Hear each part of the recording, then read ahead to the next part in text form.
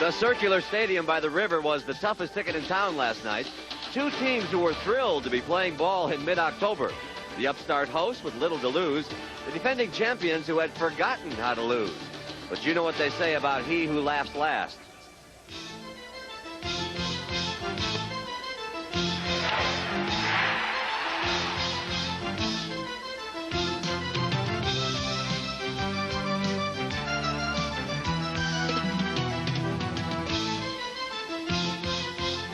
Yes, ma'am, the tickets were worth the price. Some days you have a terrible day at the office. Some days you're all over it. Good morning. I'm Jim Scott on the Big One. What an exciting time it is, huh? The Reds are so hot.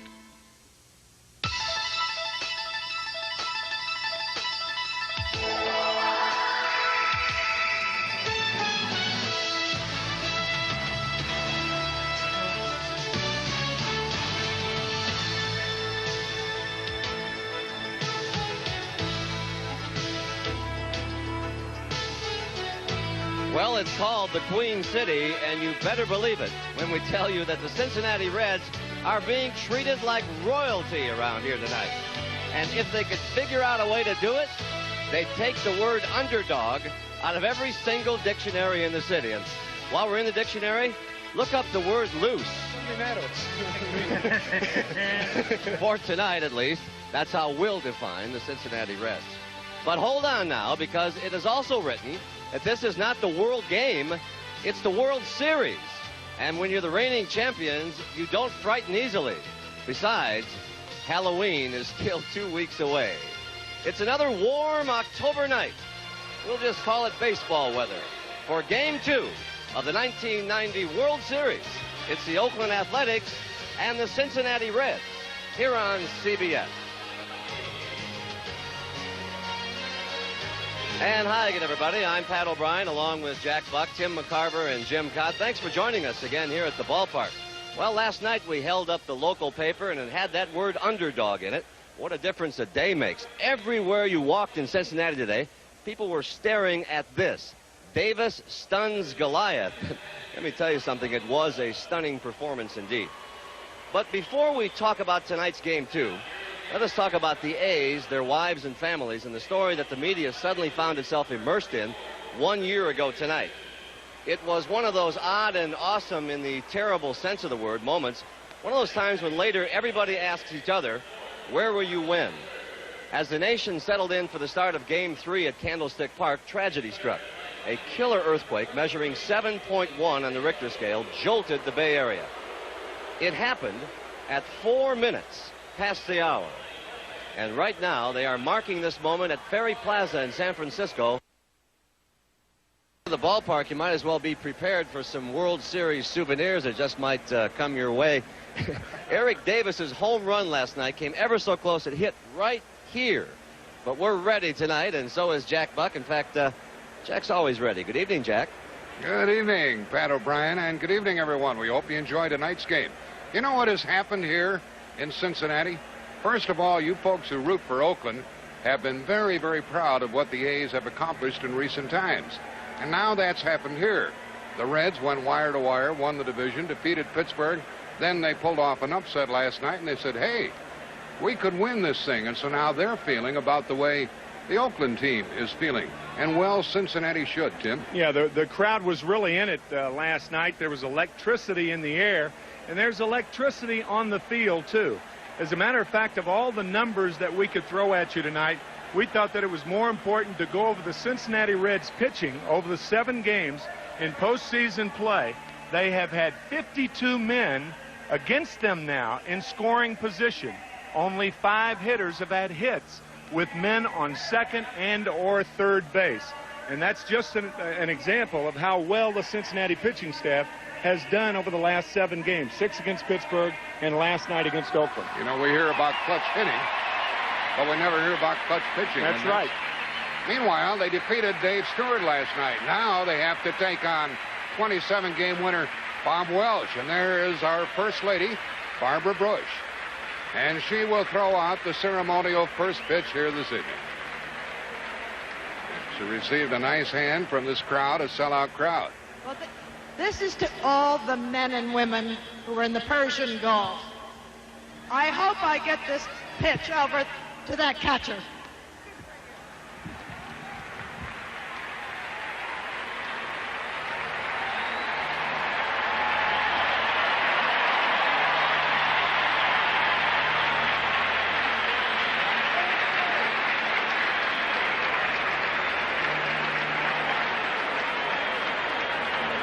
Ladies and gentlemen, now pitching for the Armed Forces, Barbara Bush.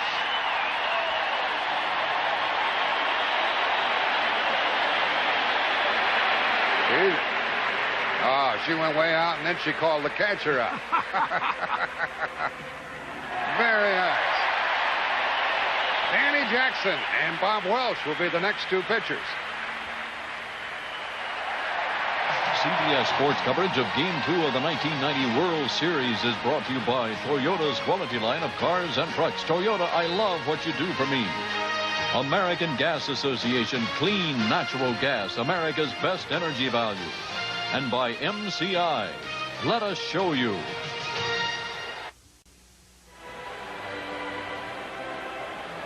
There's the pretty scene here in Cincinnati, and another sold-out crowd to try to root on their Cincinnati Reds, and there are some Oakland fans here as well. Danny Jackson will remember this season on the disabled list 3 times and now ends up in the World Series. Defensively for the Cincinnati Reds, the fine left fielder Eric Davis. Big night offensively last night, and his partner in center blowing that big bubble. Billy Hatcher, Paul O'Neill, the right fielder, Chris Sabo at third base, Barry Larkin, the multi-talented shortstop, Mariano Duncan, his double play mate, Hal Morris at first base. Hal, a rookie this year. Here's Hal. And behind the plate, Joe Oliver. Oliver will do the bulk of the catching throughout this series because of his strong throwing arm. And as Jack said, Danny Jackson on the mound. And he will be facing this lineup for the Oakland A's. Ricky Henderson at left. Carney Lansford at third. Jose Canseco in right field. Mark McGwire at first. Dave Henderson in center field. Willie Randolph at second base. Ron Hassey, the catcher. Mike Gallego at shortstop, and Bob Welch will do the Oakland pitching. Here are the umpires, and John Rocky Rowe working his first series behind the plate. He's teamed with Jim Quick, Ted Hendry, Randy Marsh, Larry Barnett, and Frank Pulley. Here they are as they gathered for the pregame picture.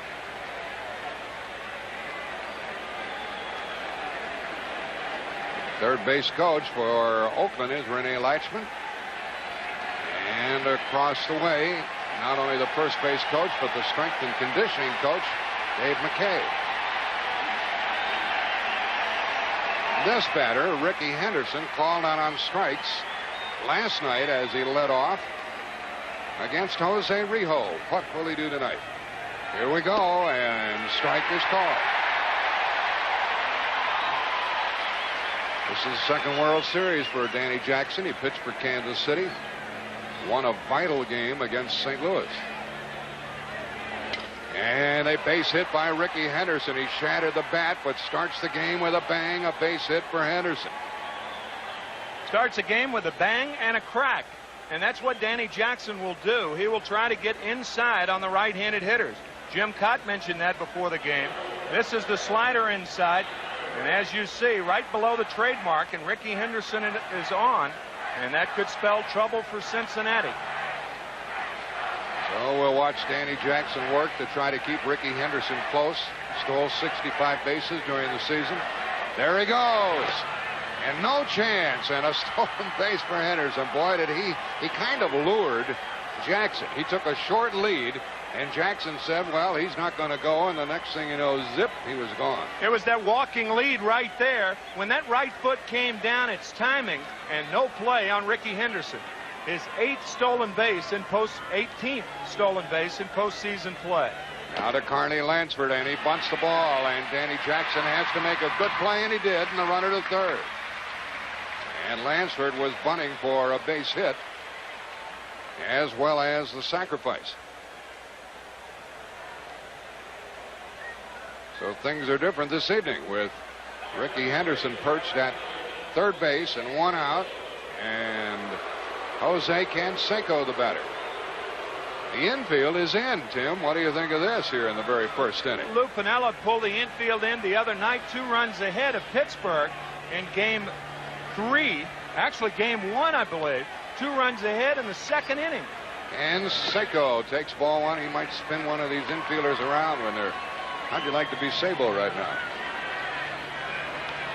Tony La Russa trying to jump out in front here in the first. And it's ball 2 low. They sort of pitched around Jose a couple of times last night and got Mark McGwire. If you don't want to pitch around guys in the first inning, you get too many base runners, and with these mashers over here, instead of solo and 2-run homers, you have 3- and 4-run homers. And the ground ball to Morris. He boots it. The run scores, and out at first, and an RBI for Canseco, and Oakland jumps on top 1-0. The runner was not going to try to score until Morris booted the ball. Ricky rally. That's what Tony La Russa calls it, a Ricky rally.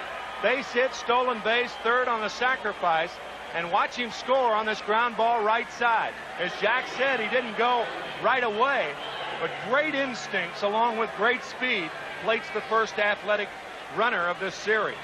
And now McGwire, who took the collar last night, 0 for 3, hits it to right and right at Paul O'Neill. He lost it in the lights, and that's a base hit for McGwire. We've seen that frequently in this park. It was an easy play, but O'Neill lost it in the lights. And a base hit is credited. R.J. Reynolds, the right fielder of the Pittsburgh Pirates, lost one in the lights. And that's what Paul O'Neill does. He has a bead on it and now misses it, but he does recover nicely to prevent it from going over his head. And McGwire reaches with 2 out, and Dave Henderson is up. He was 0 for 1 as a pinch hitter last night. And a half swing and a foul. Strike 1. This fella had 20 home runs during the year, and he could make this a big first inning for the A's. He missed 5 of the last 6 weeks, injuring his knee, arthroscopic surgery. He injured that at Comiskey Park. And the pitch goes inside to even the count.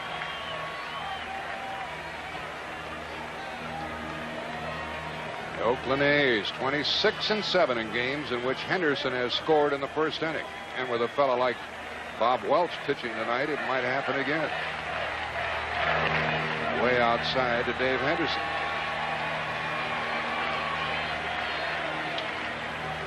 He has a look to see if perhaps they want to start.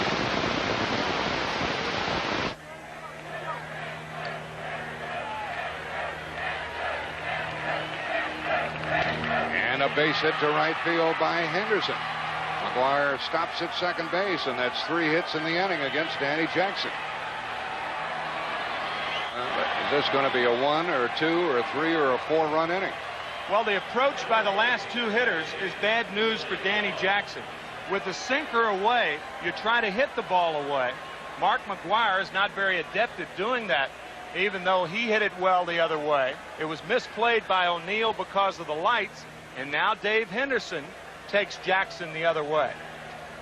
There is no more of a money ball player in this World Series than Dave Henderson. And look what's happening in the Cincinnati bullpen. Scott Scudder is warming up in the first.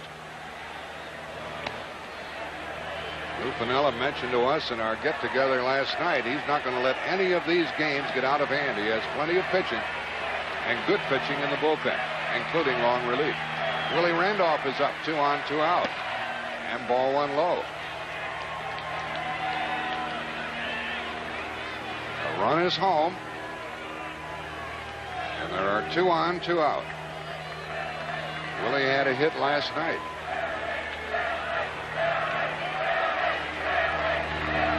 Randolph, the big man in the inning, fouls the ball, and it's 1-1. Danny Jackson throws sinkers away and sliders, and he gets about as low as he tries to keep his pitches.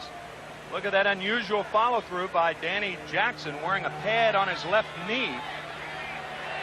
He didn't do that until this year. He's had all types of problems with that left big toe of his. He had it operated on 2 years ago. causing arm problems this year. Willie Randolph jumps back from ball 2. We're looking at the same pitcher allowed only 1 hit in 6 innings against Pittsburgh last Friday. And a run is home, 2 on, 2 out, and 3 hits in the inning for Oakland.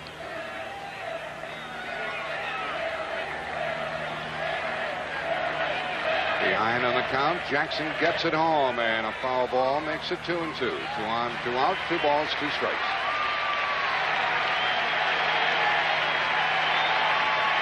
The Oakland dugout, and they would like more runs here in the opening inning. You let Bob Welch get way out in front. La Russa scanning the lineup.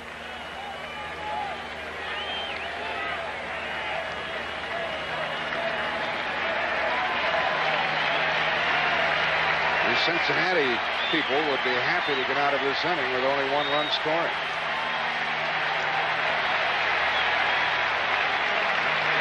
And a foul ball keeps Randolph up there. Well, Willie certainly ended up in the right spot, Tim, after starting the season with the Dodgers. Coming over to the Oakland Athletics back in May for Stan Javier. And walked right into a World Series. 2-2. 3-2.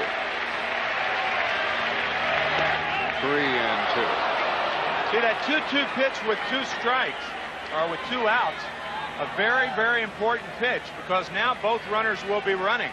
He just misses with the fastball. That runs the count to 3-2. And now with the runners running, there won't be a play on McGuire should Randolph single to the outfield. McGuire's at second.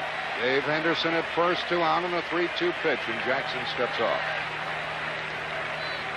So maybe catch McGuire speeding out there. That was a big pitch. Here comes a bigger one. And to Larkin. Force out. 1 run for Oakland. 3 hits. They left 2. Bob Welch to the mound. The A's lead it 1-0.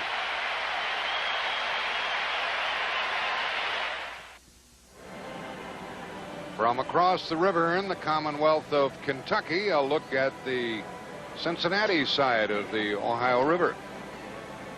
Our pitcher tonight for the Oakland A's is Bob Welch. He won 27 games this year, 27-6, and he was 1-0 against the Red Sox in postseason. Here's the Cincinnati batting order. Barry Larkin at short. Billy Hatcher in center. Paul O'Neill in right. Eric Davis in left. Al Morris at first base. Chris Sabo at third. Joe Oliver the catcher. Mariano Duncan at second, and Danny Jackson the pitcher. Defensively for the Oakland Athletics, Ricky Henderson in left field. He does not have a good throwing arm, but he can track them down, as can Dave Henderson in center. Jose Canseco, the right fielder. Barney Lansford at third. Mike Gallego, the shortstop. Willie Randolph, the second baseman. Mark McGuire, a fine fielding first baseman. Ron Hasse behind the plate, and Bob Welch on the mound. And at the plate, Barry Larkin, 0 for 4 last night. Welch gets a breaking ball in there to start the first inning. Last night, it was Cincinnati scoring the first runs of the game on the Eric Davis homer in the first inning. Tonight, the A's lead 1-0. Breaking ball and a foul. Strike 2. Welch, 33 years old. He's been pitching professionally since 1977, a long-time Dodger. On the bench, Dave Stewart. He'll get another chance in this series.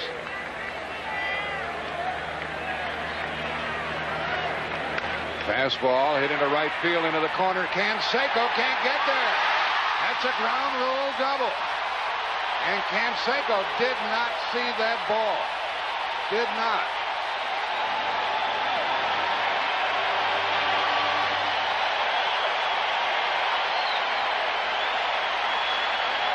How in the world does Barry Larkin get on top of this pitch? This pitch is eye high. Canseco gets a bad jump on the ball. Didn't appear that he saw it well. And the ball kept carrying and carrying and carrying for a ground rule double. That ball was eye high right there. Certainly was. He tomahawked that pitch. There's Canseco. I'm sure he'll tell us later that he didn't see that ball. He waited a full 2 counts.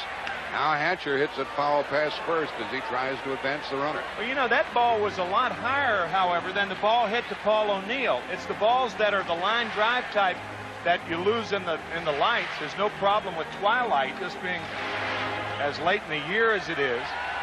So, I mean, I wonder why he misjudged it. And now Hatcher was going to bunt, as Cincinnati might play it the same way Oakland did in the top half of this first inning. Tell you, this is a tough play for the third baseman. You have a guy who can run and run well at second. You have a hitter who can bunt. And you don't know whether to play in, because you may have to go back if you play in too far if Larkin runs and tries to steal third. And Welch steps off to see if Hatcher tips his hand. I tell you what's a really difficult play is when the batter fakes a bunt and the runner is stealing third. That third baseman is really in a pickle. Larkin at second, nobody out, and Hatcher leans but takes it. Ball 2, 2-1. Early action in this one. Hatcher 3 for 3 last night, plus a walk and a run batted in.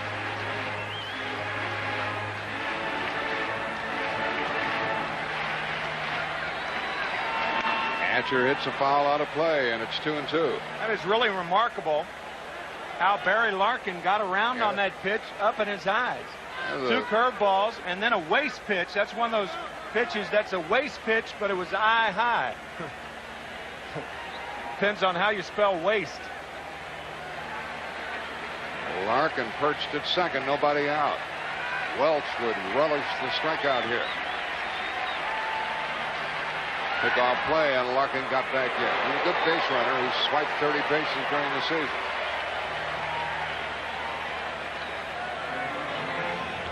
Mike Gallego slipping in behind Barry Larkin. The daylight play. When the pitcher sees daylight between the shortstop and the runner, he throws to second. And that ball will advance the runner and tie the game. And Hatcher gets 2, and he's thinking about 3 now as Canseco fell down and now back to second base. We're tied 1-1.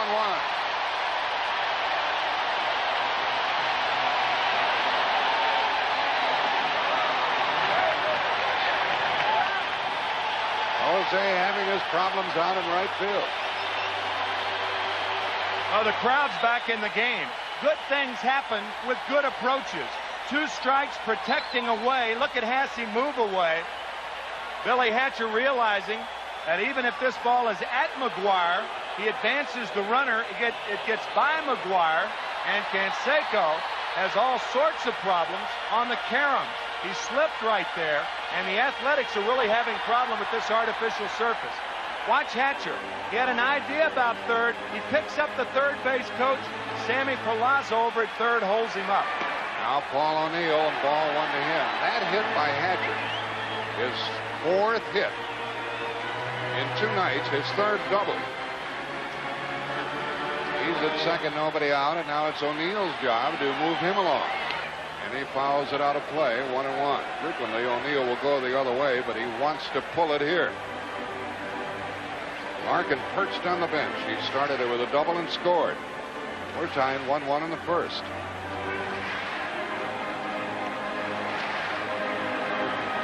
And 1-1 to O'Neill. Ball 2. In the very right field corner of this park, you can see the different color turf. It's still damp out there. And that's what got Canseco. But it would have been a double anyhow. He did prevent the triple. Ball 3.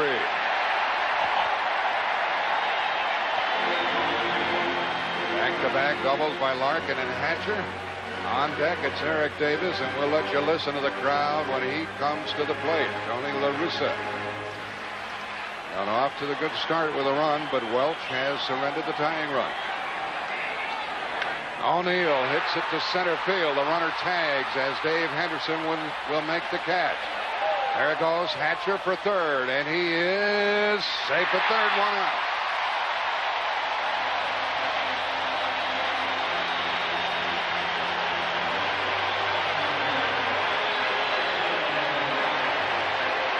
Even though Dave Henderson was deep, he gets in the proper throwing position. A fine throw by Dave, but no way to get Hatcher. So Paul O'Neill does the job advancing the runner.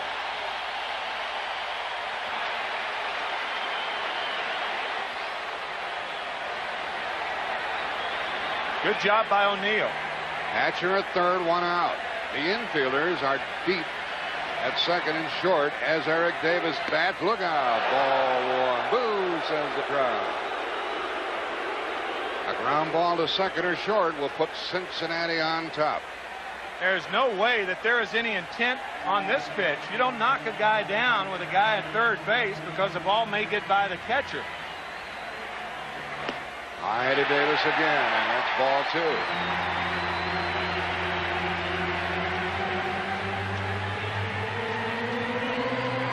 Davis was 2 for 4 last night. 1 home run, 3 runs batted in. There's one sitting out there for him now.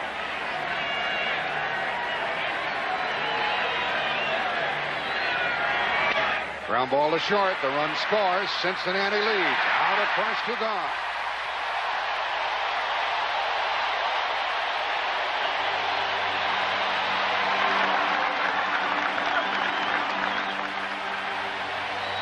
What you're seeing so far, a different philosophy between 2 managers from the same area, both from Tampa, but different baseball philosophies. With nobody out in the top of the first, the infield was in for Cincinnati with Henderson at third, Tony La Russa, and then the infield back, and the Reds take the lead. Here's Hal Morris, 1 for 4 last night against the strong right-handed pitching staff of Oakland. The Reds want to get some hitting from O'Neill and Morris, left-handed hitters. There's a strike, and it's 1-1. 2 out, and the base is empty. Well, Oakland got 1. The Reds came back with 2.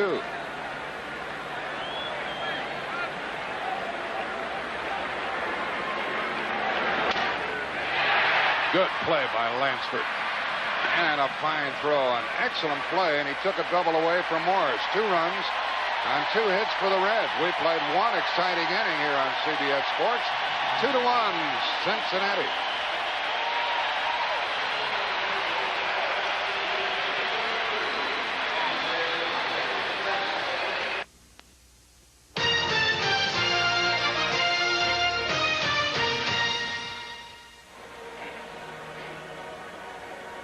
Say, Barry Larkin, what's the attitude in the Cincinnati clubhouse?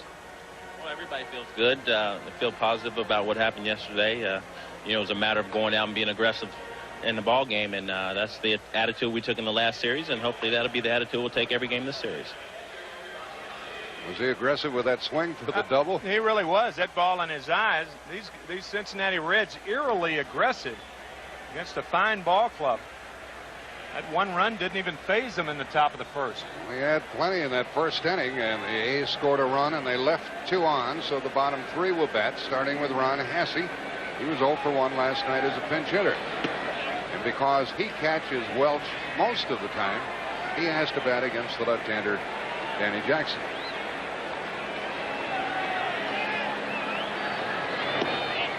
And Jackson falls behind ball 2.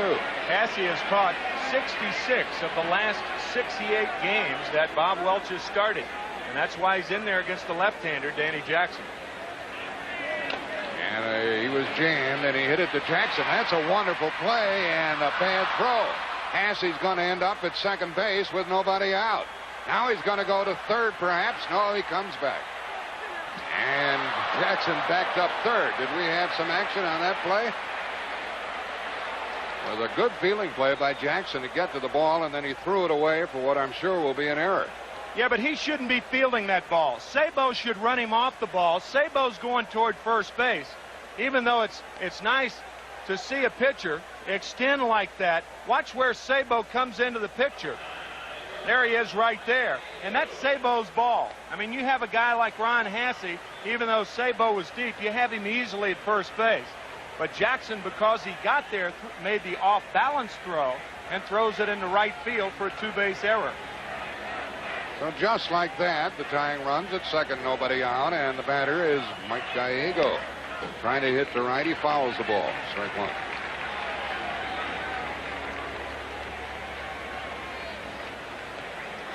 Gallego 0 for 4 last night.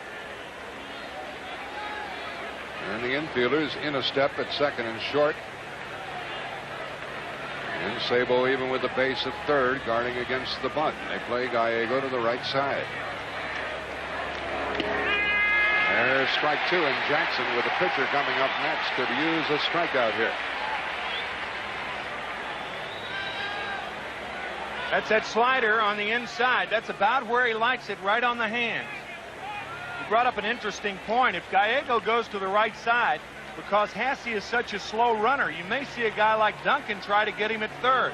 This is the spot to do it. Runner at second, nobody out. Time called by the batter.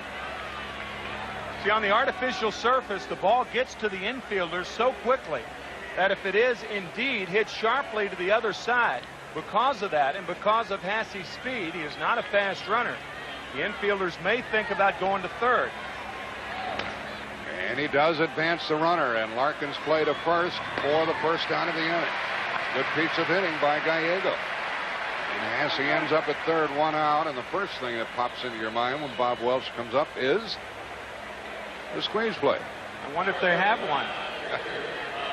Because their pitchers don't hit during the regular season. They don't have one where the pitchers know anything about it, and obviously this is a situation where you bring the infield in. Certainly that squeeze, a viable option for Tony La Russa. And it's easier to pull off against a left-handed pitcher. Bob Welch, by the way, enjoys hitting. You wouldn't classify him as an excellent hitter. But when he wore the Dodger uniform, he had a chance to swing the bat. He had a long look at Latchman, the third base coach. That's the tying run at third, one out.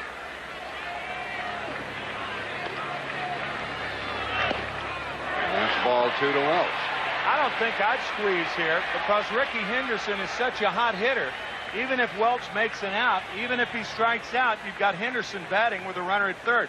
Sure, he's got to get a base hit to score the runner, but he has been swinging a red-hot bat, 4 for 6 in the series.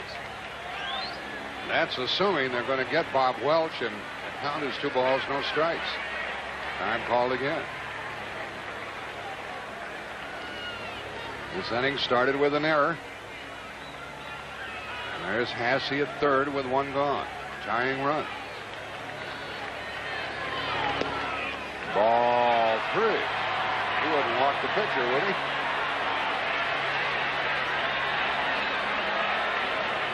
There's one thing that Danny Jackson has to accustom himself to here. That's the umpiring, the strike zone of Rocky Rowe, the American League umpire. That was down the middle, 3-1.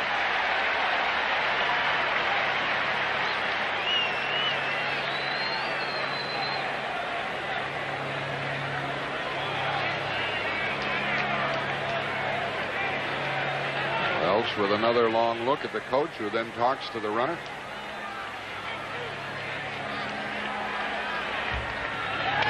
And Welch hits a line drive to Morris. That's a bad break for Welch in Oakland, and that's his second out.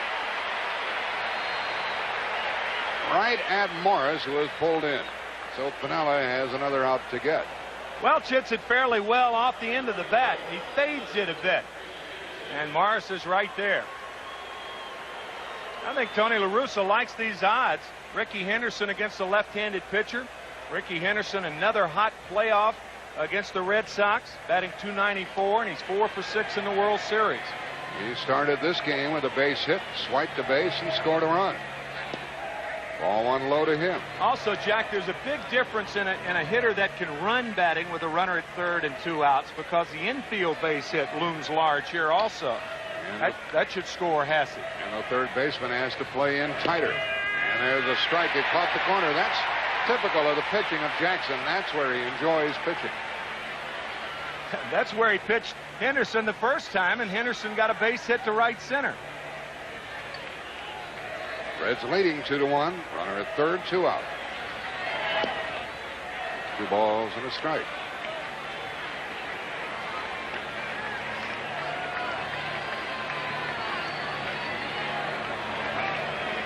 Ricky drove home 61 runs this season.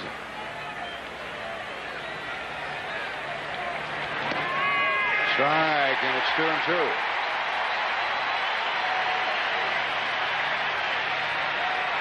I think you folks at home have realized by now the obsessiveness with which Jackson throws inside. He loves to get right-handers out inside with both the fastball and the slider.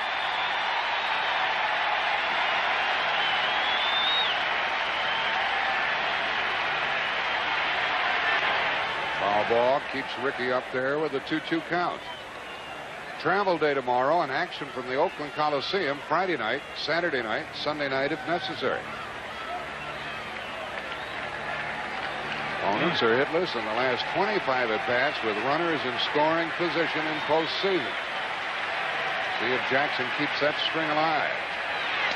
And a broken back ground ball to Sabo. And the Reds still lead. No runs, one hit. One error and one left. Oakland has left free. They trail 2-1.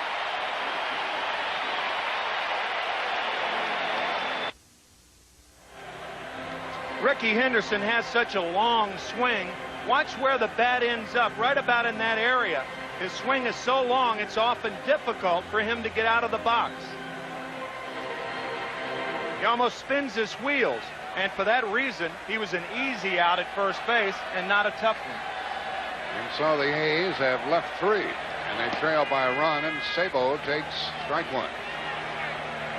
Sabo had a hit last night. That long swing by Rickey Henderson, by the way, also supplies his power, too, so he can't change it. And up high to Sabo, 1-1. This batter was the leading home run hitter for Cincinnati this season with 25. Downstairs, ball 2. Sabo, Oliver, and Duncan in this inning for the Reds. Breaking ball in the strike zone, 2-2.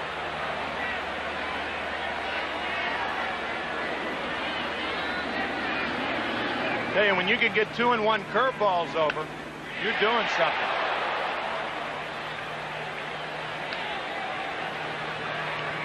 And that foul ball by Sabo, 2-2 the count.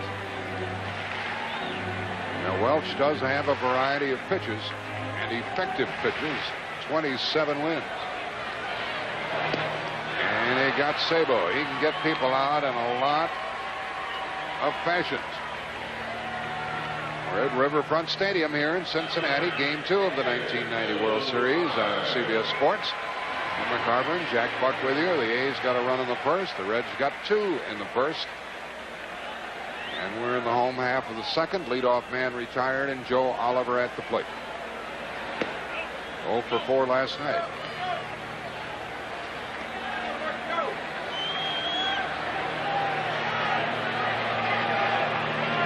Breaking ball missed, and Hasse looks back at the umpire and says, "Were you watching?"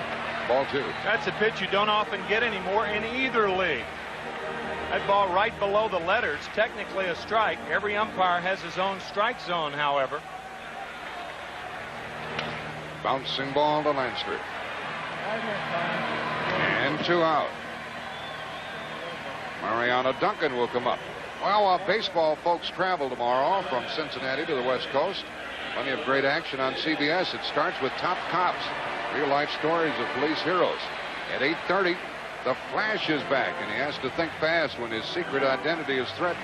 All right. Comedy Time with Dr. Doctor, followed by the dramatic twists and turns of Knots Landing. All of that great TV action here on CBS tomorrow night. Ball 1 to Duncan. He was 1 for 3 last evening. The Flash is back, huh? The Flash is All back. right.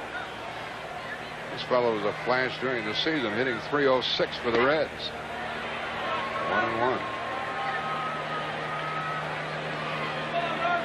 He'd like to get on to allow the pitcher to bat in the second inning. Welch has retired 5 in a row. And a foul as he jammed it. 1-2. The only time Bob Welch comes down in the strike zone is with his split finger fastball and his curveball. All of his fastballs are designed to get hitters out up. He really doesn't worry about it. We told you Danny Jackson, inside and outside. Bob Welch is upstairs with the heater. Just missed on the corner. Welch 2 years ago, 17-9. Last year, 17-8. This season, 27-6. the count full.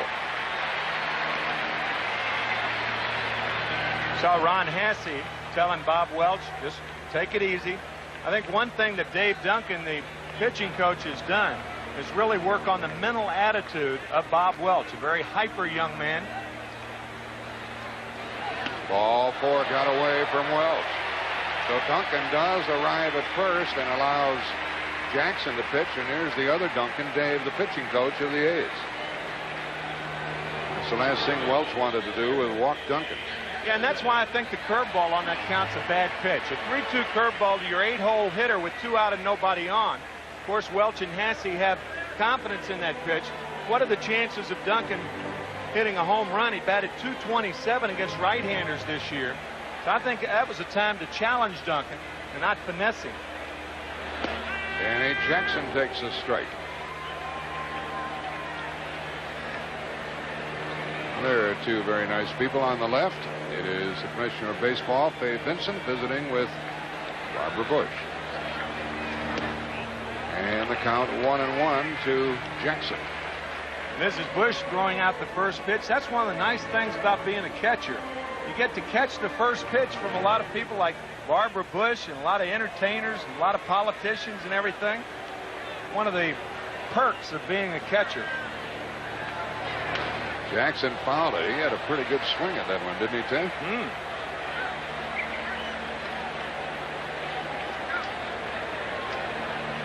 Bob Welch winning 27. Most games since Steve Carlton won 27 back in 1972. Denny McLain with that big year, winning 31 in 1968 for the Detroit Tigers. Jackson had only 2 hits during the regular season, and that breaking ball got him. And into the inning, 1 left for the Reds after the walk. We played 2, and Cincinnati leads it 2-1.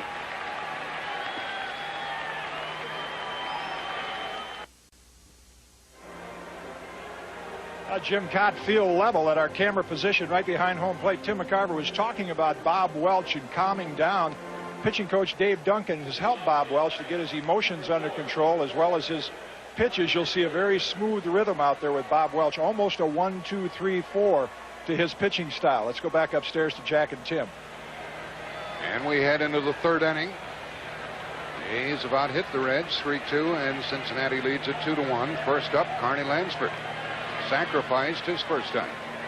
Faces Danny Jackson.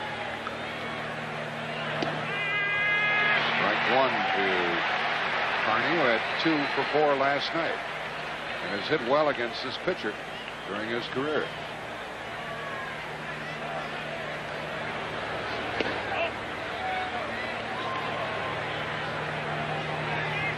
It'll be the number 2, 3, and 4 hitters: Lansford, Canseco, and McGuire. Fly ball for the center fielder, Billy Hatcher. 1 out. That's 4 in a row retired by the Cincinnati hurler, and Hatcher is having himself a wonderful series. He's 4 for 4.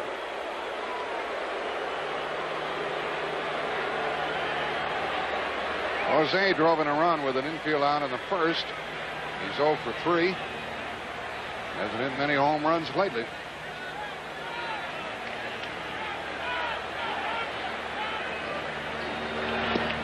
Ball 1. That's a danger area, down and in. Talking to Lou Piniella before the game tonight.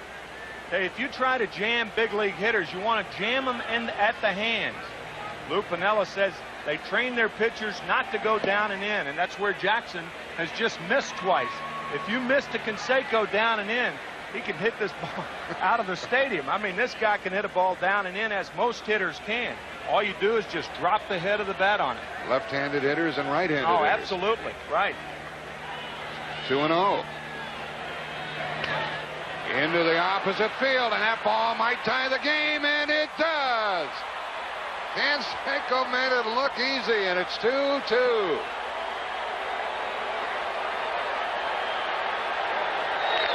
Mrs. Canseco is happy about that one. And so are the A's fans. And the Cincinnati fans boo him for spoiling their evening to this point.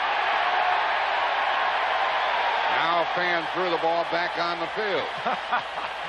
Just like they do at Wrigley Field for the Cubs games. That's becoming a fashionable thing to do in all ballparks. Just throw it back. It used to be a ball was a souvenir, not so anymore. Here's a World Series souvenir. They threw it back. Such affluence. Yeah, such unselfishness by the fans. 2 runs on 4 hits for Oakland, and the A's would like to get McGuire started in the power department. Hits it hard past the third baseman Sabo, and McGuire's 2 for 2.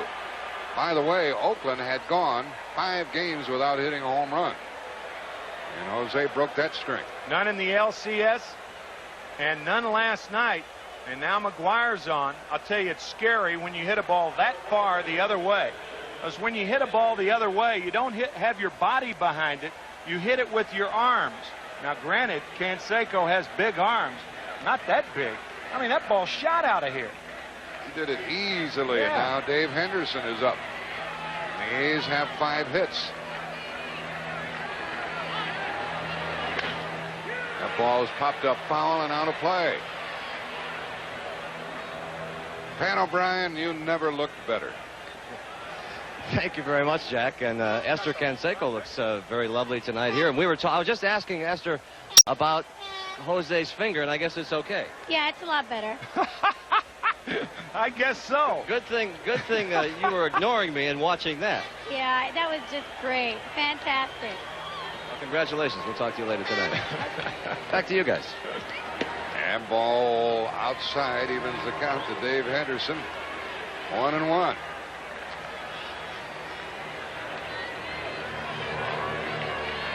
Pat O'Brien looked good in that company, didn't he? I'll say. Anderson singled his first time. Couldn't pull the trigger. He's in the hole. They move in a step at second and short, trying for the double play, and against left-handers, well, Dave Henderson's batting average zooms high. McGuire the runner.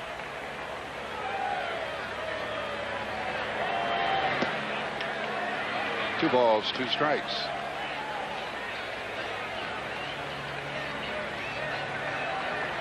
Jose has just tied this game with an opposite field home run.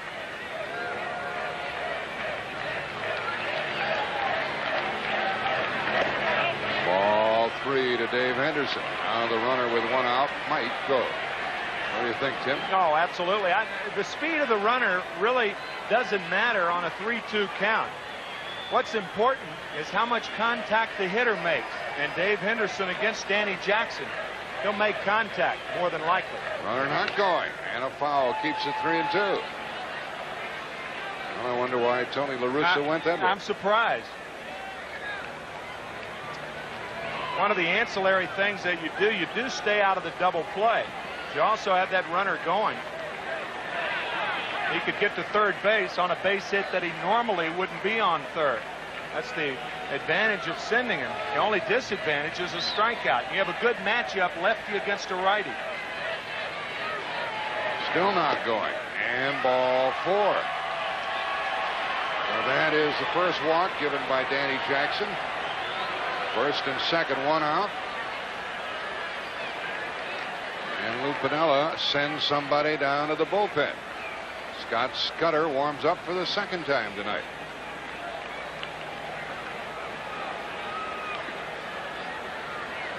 Stan Williams is the pitching coach, and he goes out to visit Jackson.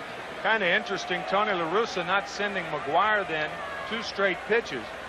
I think Tony prides himself on being unpredictable. There's one little thing, Tim. Sometimes when you start the runner, you force the batter to swing at that borderline 3-2 pitch. And maybe he was afraid Henderson would chase a bad ball. Well, if that were the case, you would never send the runner at first base then.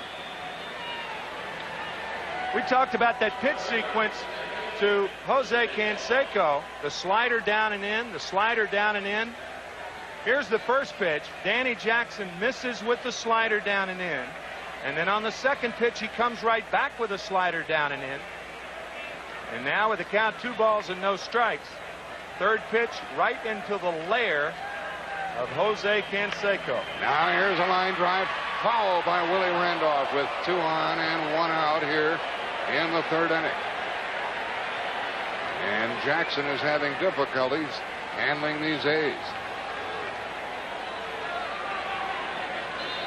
The batter, Randolph, left 2 on in the first. And just misses an extra base hit right here. The Athletics approach left-handed pitching differently, as do the Reds. The Reds hit .280 against left-handers this year. The Athletics .277. Both teams are much better against left-handed pitching. Jackson ahead on the count to Willie Randolph. And out of play, strike 2. 7 of Oakland's 14 batters have reached base in this game. And 5 hits, a walk, and an error. And the A's have tied it here in the top of the third. At second base, it's Mark McGwire. Running at first is Dave Henderson.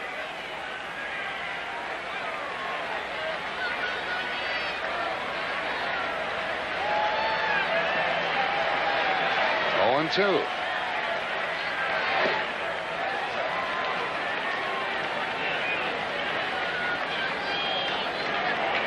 Randolph had 1 hit last night. He's 1 for 5 in this series. Jackson on the ropes. Scudder in the bullpen. 2 on, 1 out. 2 and 2. Crowd wanted that call. See Joe Oliver shifting outside, and that pitch just low.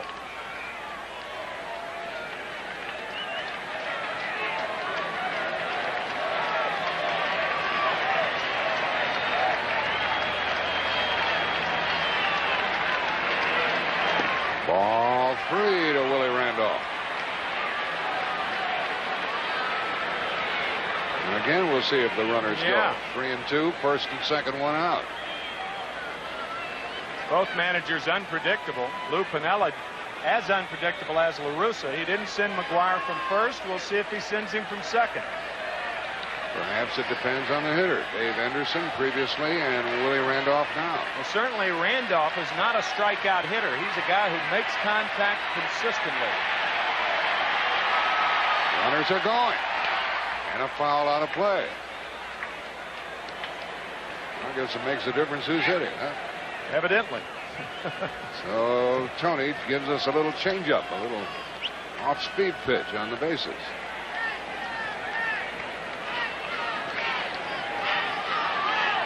And with the runners going, Randolph has to make contact. There's a left-handed batter on deck. So even if he loses Randolph, Jackson will probably stay in it. I'm not certain of that, but that's the way it would seem. 2-2 here in the third. Runners going. Ball 4 loads him up.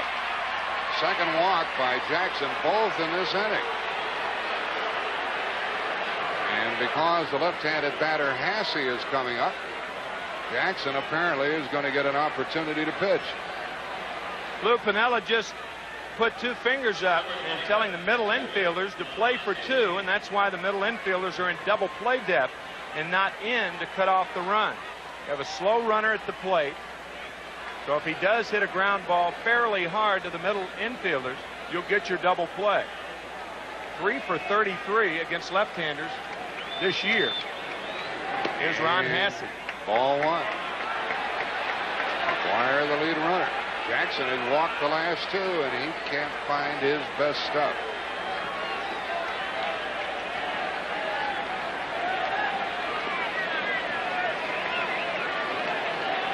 A home run, a single, and 2 walks in this inning, and Jackson behind on the count.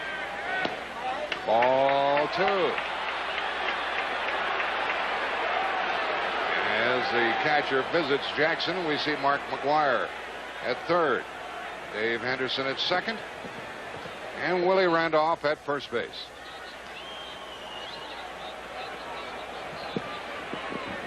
Jim Kahn, what are you thinking down there? Well, Jack and Tim, you know, Tim referred to the strike zone earlier. Every hitter establishes their own strike zone, and every umpire does also. This has nothing to do with their ability, but the scouting report on Rocky Rowe in the American League is he is a hitter's umpire, and I think there's a lot of close pitches tonight that Danny Jackson is looking in, wondering why they aren't strikes, and it's bothering him back upstairs. He's going to have to come to Hasse here. 2 balls, no strikes. And a fly ball for Eric Davis, and the runner tags. And the throw home is wide of the mark, and the A's take the lead 3-2. So Hasse didn't give Cincinnati the double play they were hoping for. And McGuire scores. And the A's have tied it and taken the lead here in the third inning, 3-2. You know, Jack, so much depends on the count. By running deeper in the count and falling that much further behind, then a hitter knows what area he's going to get a ball. He knows he's going to get a strike. If you, for instance, if you throw Ron Hasse this same pitch on the first pitch, he probably doesn't hit it as hard to left and drive the run in. And might try to pull it and hit into the double play. Yeah, right. But with the count 2-0, he had to come, Jackson had to come right to Hasse, and Ron drives in the run to put the Athletics ahead. Kind of looked like he got the pitch in the location that he was thinking about. So McGuire scores the lead run. And the batter is Gallego, seeking his first hit in the series. He could widen the lead, 2 on, 2 out. Throw to first, and a wild throw. One runner advances. So Joe Oliver commits an error, sending Dave Henderson to third. Second Cincinnati boot of the night.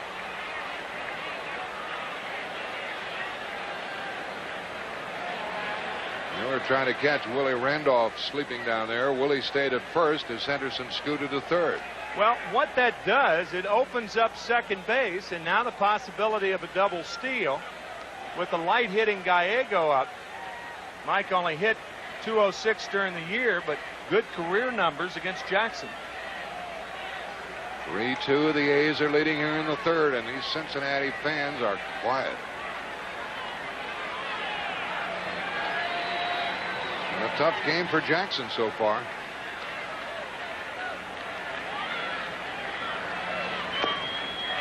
And that's ball one to Gallego to even the count, 1-1. Down not only quiet, but restless. You can hear him groaning down there. The only possible sign Gallego can be looking for is a steal sign. So that's a sign that he's looking for in which he is not involved. If Randolph does go, Oliver's got to know what he's going to do with the ball. Is he going to throw through or not? Gallego drills one into center to add to the lead. His first hit of the series, and it's 4-2. Ooh, say the fans. They don't like what's going on here, and the Oakland fans love it. They lead 4-2, and if they let Bob Welch get any further out in front, well, this one is going to be over early. Here comes Stan Williams. He'll make the switch. RBI hit by Gallego, making it 4-2. He drilled it into center field as Jackson was again behind on the count, and that hit brings Scott Scudder into the game. We're here to compare the Nike Air Flight Lite with the Super Dave Slam Dunk Catapult. This whole thing is covered with genuine Saskatchewan salmon skin for real safety. This is the lightest Nike basketball shoe on earth. Let's check it out. This beauty's going to stop halfway and then launch me 37 feet in the air. Here we go.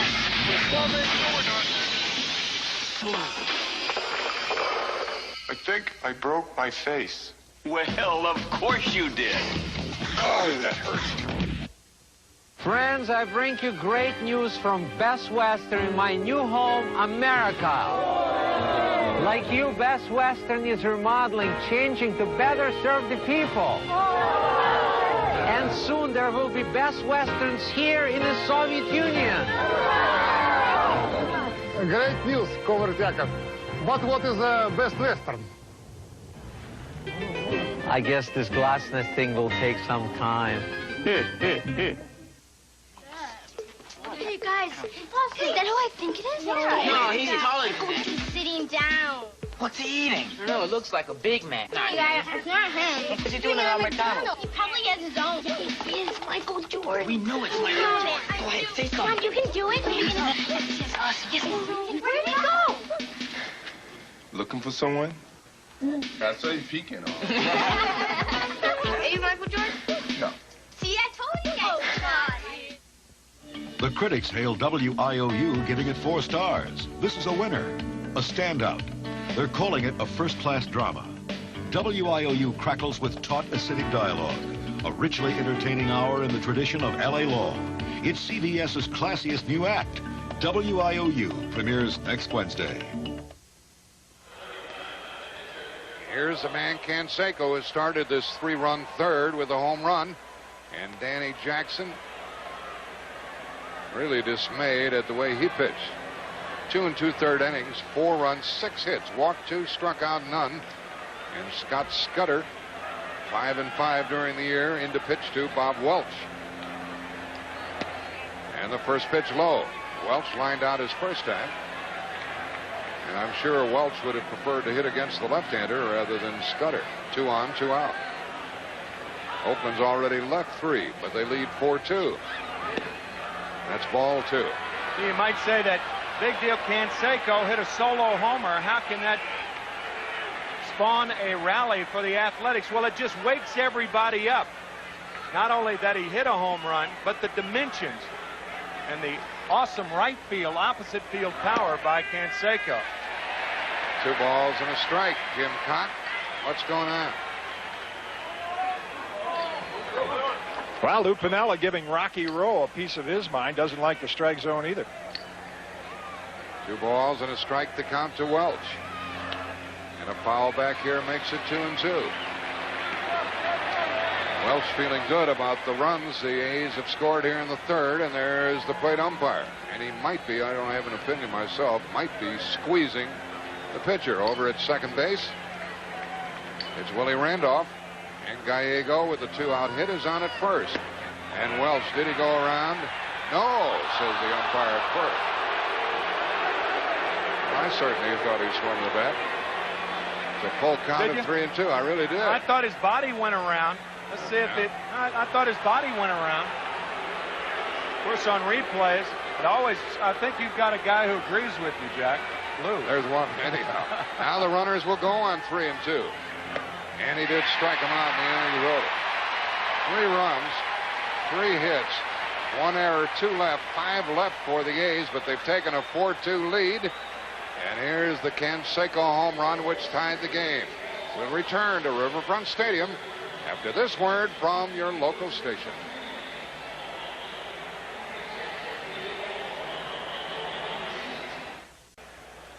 John Moran captains the Goodyear Blimp America. And a look at the ballpark and downtown Cincinnati. And we say hi to the folks in the Persian Gulf. Now the crowd trying to whoop it up here. Reds are trailing 4-2, and Bob Welch will be pitching to the top of the order. Barry Larkin had a double and scored in the first. We'll see if the Reds can come back against this 27-game winner. The back-to-back doubles by Larkin and Hatcher, their only hits of the game, plus a walk to Duncan in the second. And ball 1 to Larkin. The one thing the Reds have going for them, away from the Coliseum in Oakland, Bob Welch gave up about 2 runs a game more than he did at the Coliseum. His earned run average under 2 in Oakland. And the shot into right field in front of Canseco. Larkin is 2 for 2.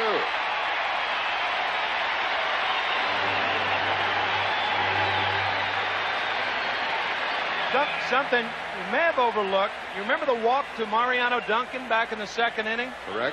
It allowed Danny Jackson to hit. That allows Barry Larkin to lead off the inning. Some of those little things are missed occasionally, but we said it last night. When you get your first batter on, there's a 51% chance that he'll score. If he's on with 1 out, a 16% chance. And here Larkin's on with nobody out. And Hatcher is up and Welch steps out. Not only that, it kept Lou Piniella from making a double switch when he brought in Scudder from the bullpen to relieve Danny Jackson. And a strike to Hatcher. He doubled, drove home a run, and scored a run in the first. He's the tying run at the plate. 4 for 4 with a walk in this series.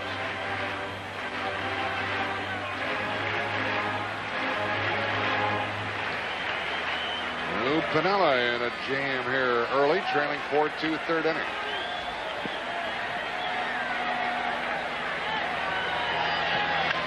And a pretty well hit ball into the gap. And a bad break for Cincinnati on the ground rule double. But the tying runs are at second and third with nobody out. Larkin would have scored had the ball stayed in play. And Hatcher is 5 for 5. 4 doubles. He's been on base 6 straight times. Billy Hatcher with his 4th double in 5 at-bats. And Barry Larkin scores easily on this ball, as Jack said, but unfortunately, it bounces over the fence, a ground rule double, but there are no outs. I'm sure the Oakland fans were happy to see that ball hit the turf and jump high and go out of play. The batter is O'Neill, flying to center his first time. Now the fans are back in this game. And a fly ball to short left. The runners will not move. 1 out. O'Neill couldn't get around on Welch, but frequently he does hit the ball in that area. Well, see, you know, you think about it, with a runner at second and nobody out, you try to pull the ball. With a runner on second and third and nobody out, if you pull the ball, you not only score a runner, but you move the runner to third. You do 2 good things, get an RBI with just 1 at bat. And that's the one thing, try to be productive. If you're going to make an out, try to make it on the right side of the field. So that was not a good at bat for Paul O'Neill, and here's Eric Davis. He grounded to short his first time and drove in a run. And he was a little late on that one.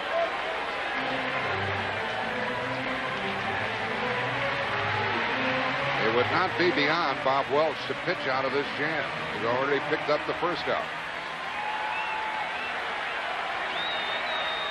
They try to pitch Eric Davis above the hands. That means high. And when you talk about high, you have to go with a high fastball. We'll see how Welch works it. Foul on a half swing, strike 2, and that high fastball is one of the strengths of Bob Welch. And he certainly could use the strikeout. Runner at third base is Larkin. And the red-hot Billy Hatcher at second. 1 out. Eric Davis in the hole, 0-2.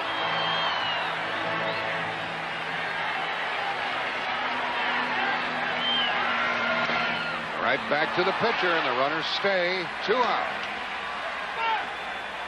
Now that's going to put all the pressure on the next batter. Second and third, nobody out. They're still there, 2 out.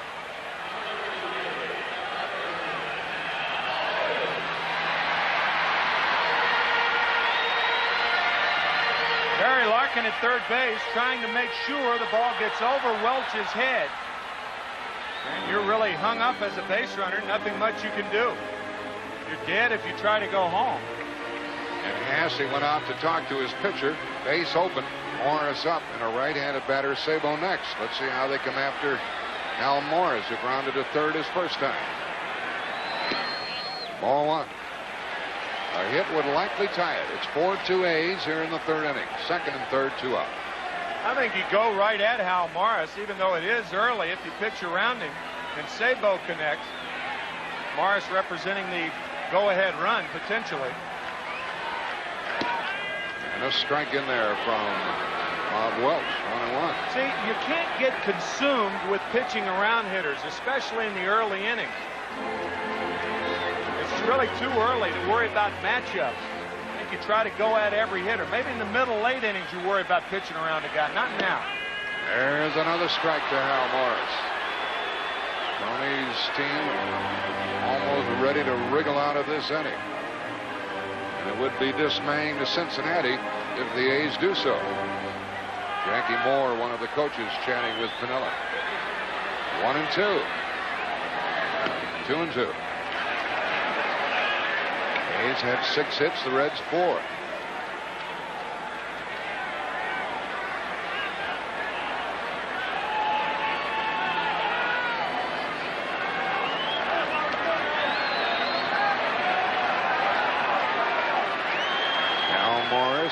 For Cincinnati needs a 2-out hit.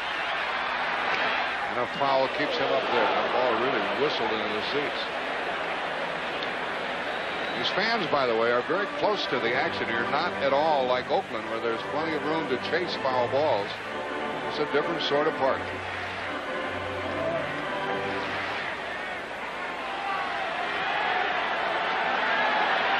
Morris is 1 out of 5 in series play.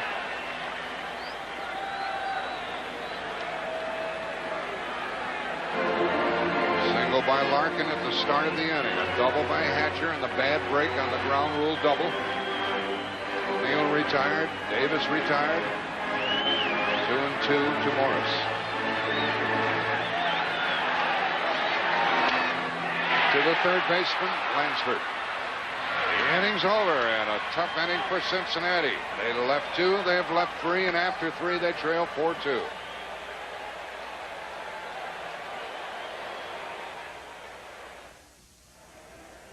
CBS Sports coverage of Game 2 of the 1990 World Series is brought to you by Toyota's quality line of cars and trucks. Toyota, I love what you do for me.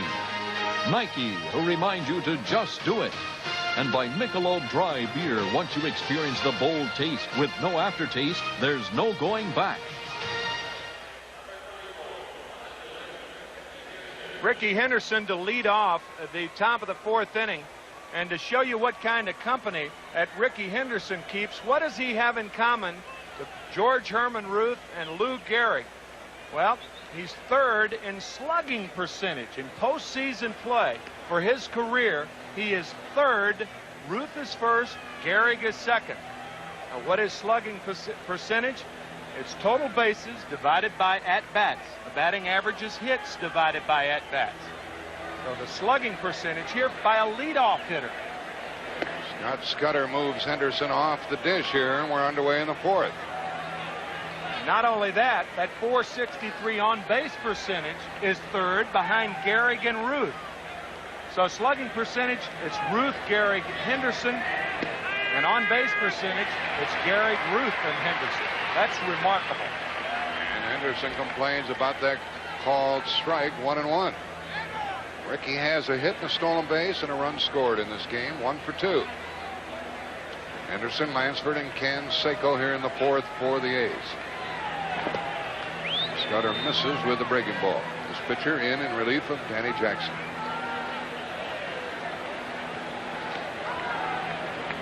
Wish we could hear him. I wonder what he's saying. Don't be too anxious.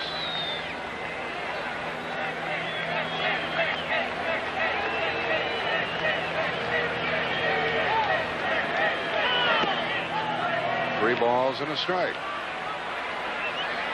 The A's have 6 hits, including the Canseco home run, and they've been given 2 walks. Rickey having a little conversation with his business partner right there. Only about 8 inches away. That bat of his. Ball 4, and he dances down to first.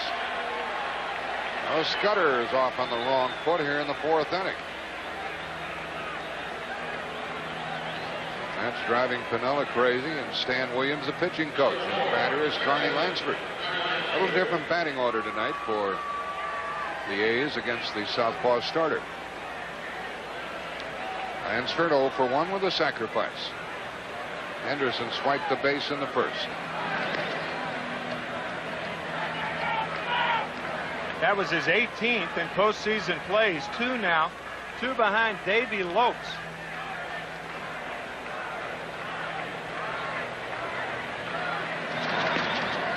Crowd not enjoying this one bit. 4-2 A's here in the 4th inning.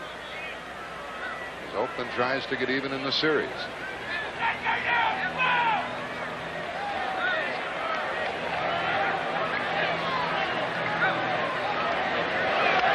On a hit and run, the ball to the second baseman Duncan, and 1 out, and they advance the runner. As La Russa changes it up, he's different all the time. Yep, we talked about his unpredictability. Instead of getting Henderson to second on the steal, he elects to hit and run with Lansford. Look at that defensive hitting by Carney Lansford, moving Henderson to second base. Rickey could have been a hurdler too, as you see. Another Edwin Moses. And he's at second with 1 out, and you got to watch the steal of third now. I figure they get him to second. He might take third on his own. The batter is Canseco. Outfielders deep and straight away. And a strike. Canseco going to run in the first with an infield out, and then pop the opposite field home run in the third. It's interesting. Watch Henderson back off out of the baseline and then walk into the baseline to be mobile when the pitch is in the hitting area. Mobile without taking that too long lead. That's right. If he's too long, they throw behind him and pick him off. And that's the spin move by Scudder, which is designed to keep the runner close to the base. So Henderson backs off now out of the baseline. He moves into the baseline, thereby being mobile when the ball's in the hitting area. And he'll be mobile if he elects to steal third, too. He's fun to watch, especially if you're on his team. Scudder misses to Canseco. See, obviously, this is a tight lead that you would never take at first base. You don't have that luxury. If you got that far off, you've got a guy holding you on. But at second base, there's nobody holding you on. So you have the luxury of moving into the baseline. Ricky's at second, 1 out. And a strike. 1 and 2. Canseco doesn't like the call. Rocky Rowe really having a lot of problems with both sides, but that ball looked like a good strike. Fat Right strike. down the middle. Yeah. That is right. Maybe Jose is upset that he didn't swing. He'd like that pitch back, perhaps. Different look at Henderson's lead. He's trying to measure Scudder, there's no doubt. Breaking ball gets Jose Canseco for the second out of the inning.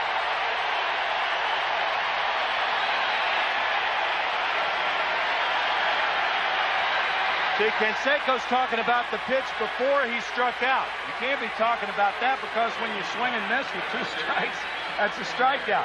So he goes right back to Rocky Rowe and complains about that 1-1 fastball. Now Larkin is in from short. I'm pretty sure I know what he's saying to Scudder. Never mind this guy at second base.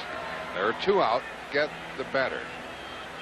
Ooh, man, they're hot. Both benches are hot at the umpire. Glad we can't hear it. Ball 1 to McGuire, has had 2 singles and a run scored. After being 0 for 3 last night.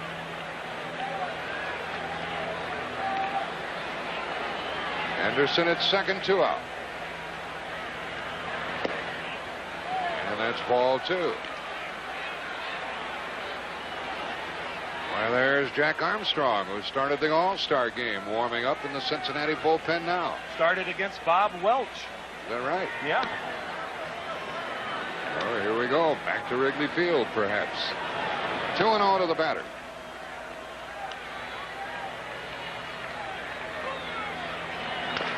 And the foul ball makes it 2-1. Boy, this lineup of Oakland's is good, from Henderson, Lansford, Canseco, McGuire, Henderson. Top 5 are terrific. Day off tomorrow. Action continues Friday. CBS Sports coverage of this 1990 World Series will be in Oakland at 8 o'clock Eastern Time. Game 3, Tom Browning against Mike Moore. Friday on CBS Sports. A's leading 4-2, 4th inning, trying to widen their lead. Canseco still moaning and groaning.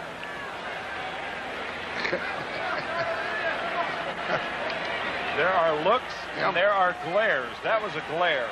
3-1. Ball 4. 2 walks in this inning and 4 in the game given to Oakland. 2 by the starter Jackson, 2 by Scudder. That brings out Stan Williams.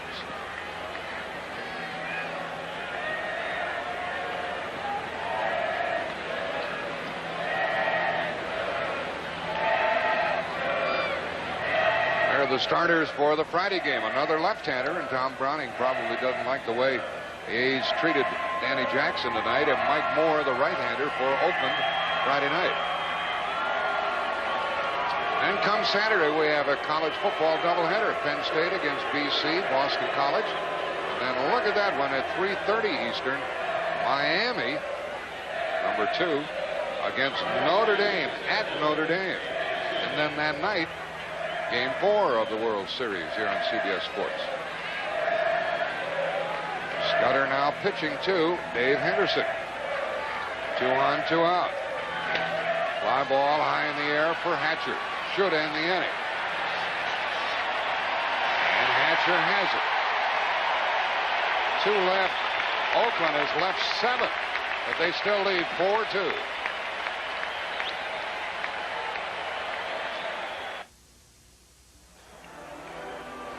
Jim Cott down below home plate at Riverfront Stadium. Tim talks about where they play hitters, where they pitch them, and every ball club has a pitching chart like this. For example, Ricky Henderson, the leadoff hitter, it was a fastball 1, then a strike, and then a slider for a strike. Tells where he hit it, and it gives managers and pitchers an idea where to pitch him, where to play him. Let's go back upstairs to Jack and Tim. And managers pay an awful lot of attention to that. Chris Sabo leads off and flies into right field for Jose Canseco. 1 out here in the 4th inning, with Oakland leading by the score of 4-2.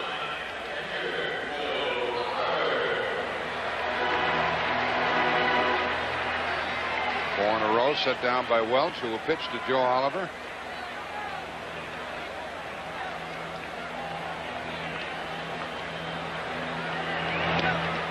Each team has had men on base in each half inning.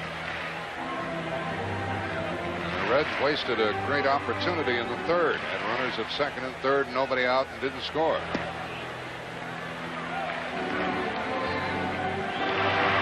There's Tom Browning, the starting pitcher in Friday night's contest in Oakland. Blowing away from Welch, 2-1 to Oliver. I think one of the early strategic moves that was favorable was the move, as you see, Rene Lanchman keeping the Oakland chart. But it was a favorable move by Lou Piniella, pitching Browning on Friday night and not here in Cincinnati. The reason for that is Browning's propensity to throw fly balls. He threw more fly ball outs than any major league pitcher. Oliver gets one into the gap with 1 man out. His first hit in the World Series. He ends up at 2nd with 1 out.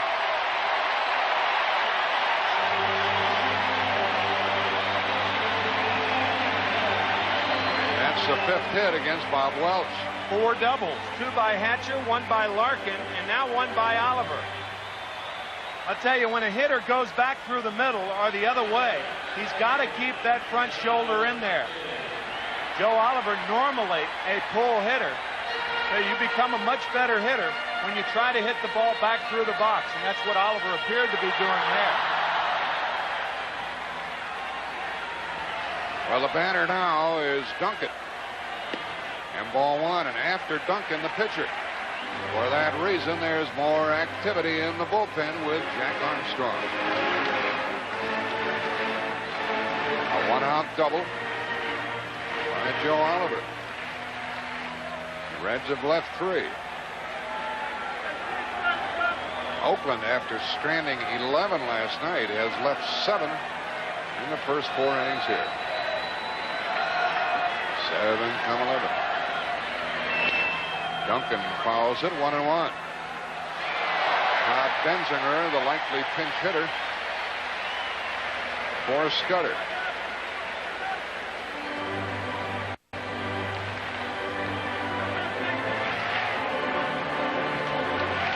Plenty of action in this one, and the A's leading 4-2, 4th inning. Duncan had 10 home runs during the season. It's it to Gallego. That's the 2nd out. Gallego playing short with Walt Weiss out of this World Series. Now they switch to Oster. And he will bat for Scudder. Runner at 2nd, 2 out. You don't want to miss any opportunities, Tim. Ron Oster, a hero in Friday night's game. pinch hit in the 7th inning. He eventually scored on a pinch hit by Luis Quiñones when Cincinnati beat the Pirates 2-1 to clinch the National League pennant. He's from Cincinnati. He is not sure whether his contract will be renewed this year. Cincinnati has the option.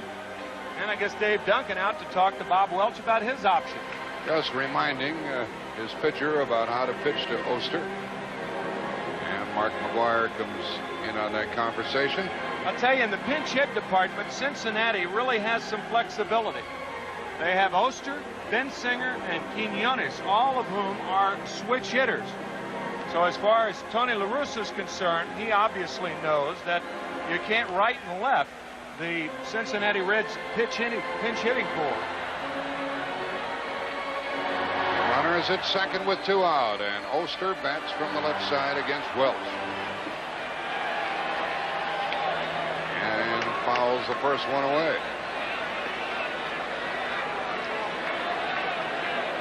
Each team continues to put men on base in each half inning. Well, we've had a long but interesting battle here at Riverfront Stadium. 1 strike.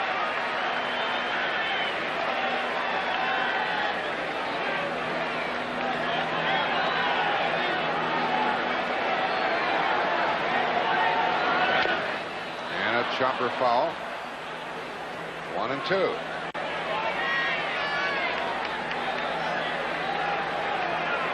Ron Oster had his knee torn up when Mookie Wilson, now with the Toronto Blue Jays. Mookie was with the Mets back in 1986. A severe injury to Oster. He was out a year and a half rehabilitating that knee and has made a remarkable comeback and has hooked on another 2 or 3 years to his career. And he had a terrible injury and a very serious operation.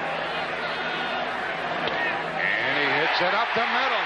Now we're going to have a play at the plate. Dave Henderson throws. He is safe. The Reds get a run. Oster down to second with 2 out.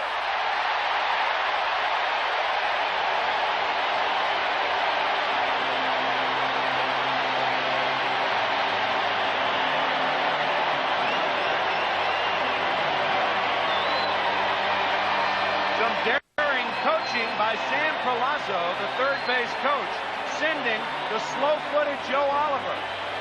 Dave Henderson makes a throw. It looks like he can't believe it. That's an in-between hop, the toughest hop for a catcher to handle. If you leave the plate and catch it on the short hop, you have to come back for the tag. You can't back up to get a good hop. Literally between a rock and a hard place. And the hard place the Athletics are in right now, a 1-run ball game. Tying run at second, 2 out, and Larkin takes a strike. There was no error charged on the play. They figured Oster would have taken second on the play at the plate anyhow. Well, you know, he had stopped at first base. So I think an error should be given on the throw home. He had stopped at first base, and now an error is flashed up there. And the pitch just misses to Larkin. So the A's have made 1 error, and the Reds have made 2. Oliver was huffing and puffing trying to get home, and he did. It's 4-3 now with the A's on top, 4th inning. Big swing by Larkin, 1-2. This is why an error was attributed to Dave Henderson, because Oster stops on the throw, and now the ball gets by Hesse, and Oster continues to second. That's why the error was given. To the catcher. Oh, to the catcher. Yeah. That's a bad error right there. Whoever gave that error has never tried to catch an in-between hop. Count goes to 2-2 to Larkin, who's 2 for 2 tonight with a single, a double, and 2 runs scored.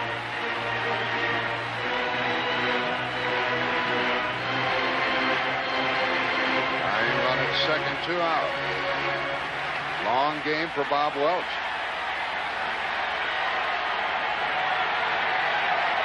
He's made a lot of pitches here early.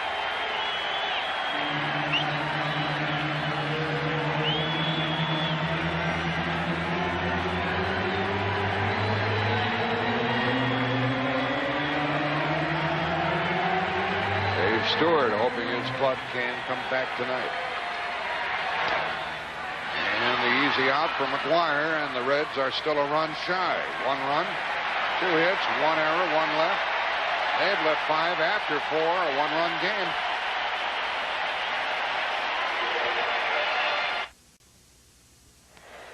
This game summary is sponsored by Budweiser. Well, 12 of the first 23 A's batters have reached, and Oakland scored 1 in the first, 3 in the third. The Reds have cut the lead now, 4-3, after having a 2-1 lead in the first inning. Oster drove in their 3rd run as a pinch hitter. So there's no telling how this one is going to end as we go into the 5th, and Jack Armstrong takes over the pitching for Cincinnati. Ball 1. If the A's want some more fastballs to swing at, they'll get them. Talk about a piece of Americana. Here is Jack Armstrong pitching with the American flag on his chest. How about that? All-American boy. And a bouncer to Larkin off the bat of Randolph. 1 out in the 5th.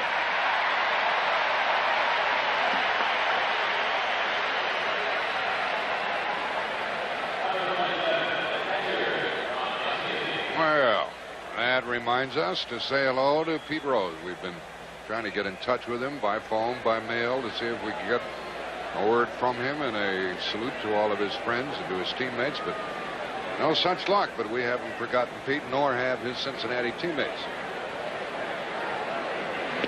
Hasse takes ball 1, and of course when you come to the ballpark, there's Pete Rose Way right outside the park, so how can you forget him?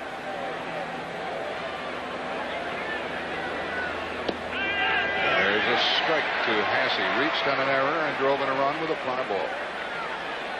I think the Reds player that's been most vocal about Pete, Ron Oster, who drove in the 3rd run in the last inning. He and Pete very, very close friends. There's Ronnie. His 2nd consecutive pinch hit in postseason play. Pete Rose fan growing up. 3-1 from Armstrong. Armstrong 12-9 for the year. Started the All-Star game and lost his effectiveness. He had been 11-3, ended up 12-9. Second baseman Duncan. Hasse out by plenty. Well, speaking of Pete Rose, there's one of his baseball running mates, Hall of Famer Johnny Bench. I want to say hello to his father, who is in the hospital down in Oklahoma City. John Rooney alongside, and Vince Scully and Norman Baer, the CBS Radio Sports Baseball Group.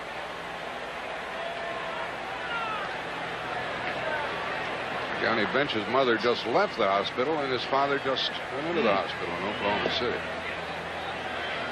There are 2 out here in the 5th, and the batter is Mike Gallego, who drove home a run in the 3rd. There's Walt Weiss, to whom your heart goes out. Bad left knee, can't play. And his replacement at short, Gallego at the dish, pops it up. That should be the 3rd out. Al Morris, the first baseman, wants it. Down go the A's, 1, 2, 3. Into the bottom of the 5th we go. The A's leading 4-3.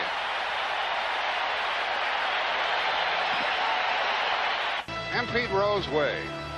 And a Cincinnati fan. Yet another. There are a lot of ways to look at a ball game, and this youngster enjoyed it. And souvenirs all over this town. And the John Roebling Bridge. And now here we go into the bottom of the 5th, and a foul ball goes out of play off the bat of Billy Hatcher. Take another look at the city of Cincinnati from the Goodyear blimp. Captain John Moran showing the way.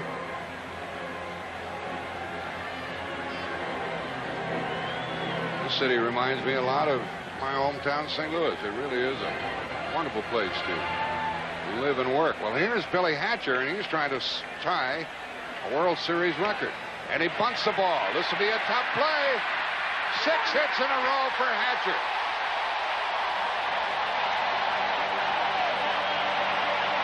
Three hits last night, plus a walk. 3 hits tonight on the bunt single.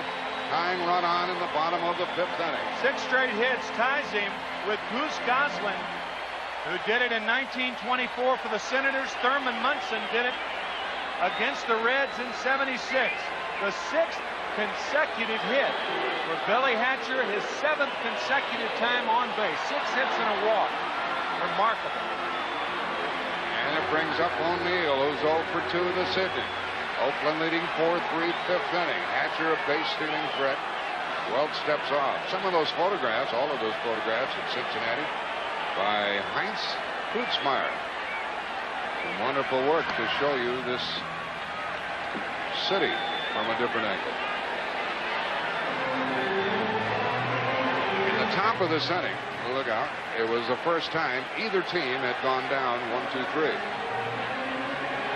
I don't think there's anybody in baseball that throws to first base more than Bob Welch. Remember, we said last night, Tony La Russa loves to call a step off for a pitcher and throws to first base. Ball 1 to Paul O'Neill.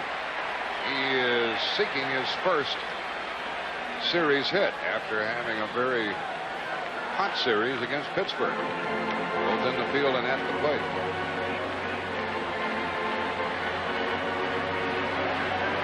Hatcher lengthens his lead. So Welch steps off. See how Welch varies everything. He'll step off once, he'll throw over there, he'll quick pitch. Only 17 attempted steals in 238 innings. Not a lot of attempts. Pretty close over there. Well, so apparently he keeps him close, and with Steinbach or Hasse doing the catching, the A's are effective at taking care of base runners. That was very, very close. In case you look at Welch and say he looks big, he's 6'3". There's a pop fly to the second base position, Willie Randolph. That's the first out, so O'Neill failed to advance the runner. We told you about Billy Hatcher tying a record for consecutive hits. Goose Goslin did it for the Senators. And then Thurman Munson. And then Billy Hatcher. The Cincinnati club is still trying to overcome that third inning, when they had a single and a double to start the frame, second and third, nobody out, and failed to score. Here is Eric Davis, 0 for 2 with an RBI. What was that old line about the Washington Senators? First in war, first in peace, last in the American League. Goose Goslin. Haven't heard that name in a long while. Reminds you of Goose Gossett. This plate umpire, Rocky Roll, reminds us of Rocky Bridges, who played here, Rocky Nelson, Rocky Colavito, and a lot of Rockies who didn't have that name who played this game. Rocky Roman numeral 1 through 5. Up and in to Davis. Eric hit that powerful home run here last night. And Cincinnati won the game 7-0. Tonight the A's lead 4-3, bottom of the 5th. Hatcher might do some running. 1 on, 1 out. Uh-oh. Out! And no argument. Hatcher had lengthened his lead and had an idea, and Welch picks off what would be the tying run, 2 out. Watch the right foot of Billy Hatcher. You see that little move with the right foot? And he knew it, that if Welch threw over there, even though the tag appeared to be high, you see the right foot? When that right foot goes up, yeah, the tag, he's out easily at first base. Big pickoff by Bob Welch. Davis with the bases empty now. And that's ball 2. Well, Billy Hatcher has done a lot of things, but just was picked off with Davis at the plate, and that hurt Cincinnati. Pops him up for the final out with Willie Randolph set to catch it. And 5 innings have been played. A's on top 4-3. We'll return to Riverfront Stadium after this word from your local station.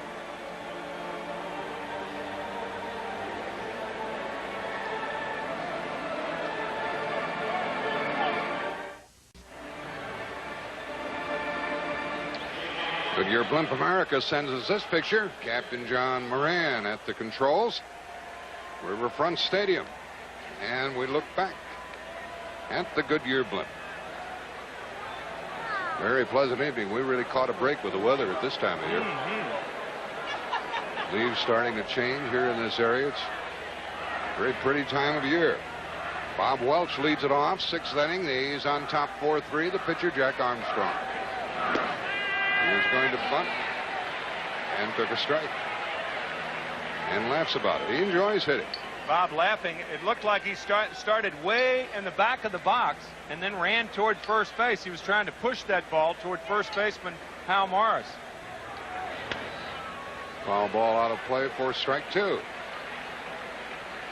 Well, if you don't like those 1-0, 2-1 games, we have the sort of game you do like. It's 4-3, 6th inning. He's on top, and the lead has changed hands a couple of times.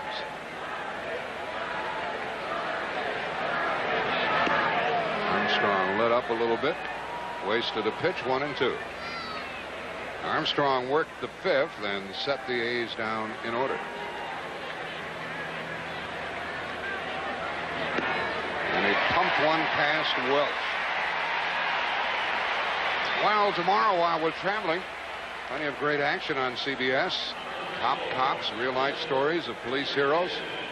Then at 8:30, stay tuned because The Flash is back. His secret identity is threatened. Then Comedy Time, Dr. Doctor. And what in the world's going to happen on Knots Landing tomorrow night? What else could happen? 4-3 A's here in the 6th inning. 4 in a row retired by Armstrong. And here is Mr. Action at the plate. Ricky Henderson is singled, stolen a base, grounded out, walked, and looks at a strike. Ricky Henderson signed by Charlie Finley out of high school in Oakland. Tony La Russa signed by Charlie Finley. Dave Duncan, Renee Latchman signed by Charlie Finley out of high school. Breaking ball misses. And tonight before the game, who do we get a call from about an hour before game time? Charlie Finley.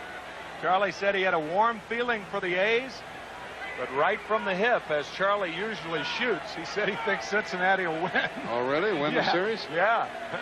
Said he thought Cincinnati would win, but he still has a warm feeling for not only the Oakland Athletics, but for the guys he signed. One of them, Ricky Henderson. Armstrong falls behind in the count, 2-1. Finley selling the Athletics to Walter Haas, the Haas family, back in November of 1980. Classy operation. And struck 2, 2-2. As have the Cincinnati Reds been since Bob Howsam came over here in the 1967 season. He made the trade for Bobby Tolan. Rocky Rowe really having a lot of problems with both benches tonight. He's taking a beating. Yeah, and the guys on the benches. 2-2. Bouncer for Duncan.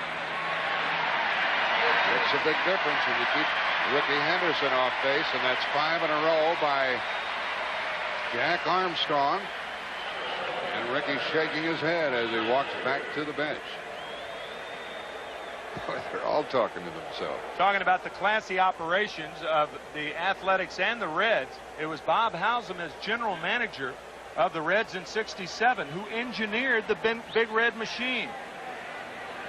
The batter is Carney Lansford in a foul ball. They had some characters with an old Oakland team back in '72. Raleigh Fingers and Gene Tennis.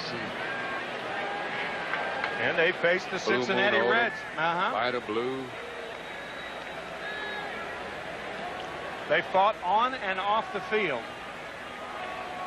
There's Tony Perez, one of the remnants of the Big Red Machine. He's going to be eligible for the Hall of Fame in 1992. Some people think he'll make it. Has great credentials, particularly as an RBI man. Strike 1 to Lansford, and a good play by Sabo. Out at first. 6 in a row by Armstrong.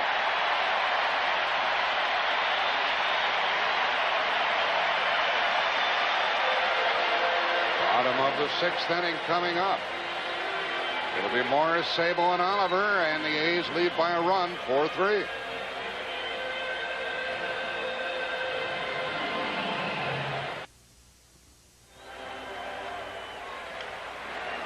Cincinnati Reds struggling to tie this game. Bottom of the sixth, they trail 4-3. Bob Welch to Hal Morris.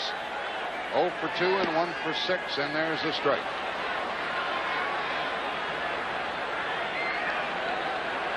That was much better against right-handed pitching.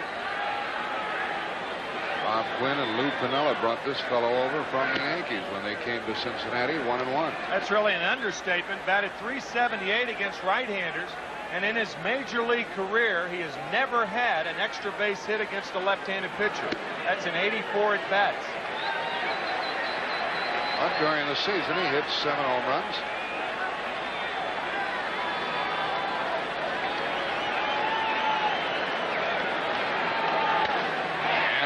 Hit ball right at Willie Randolph, who plucks it 1 out.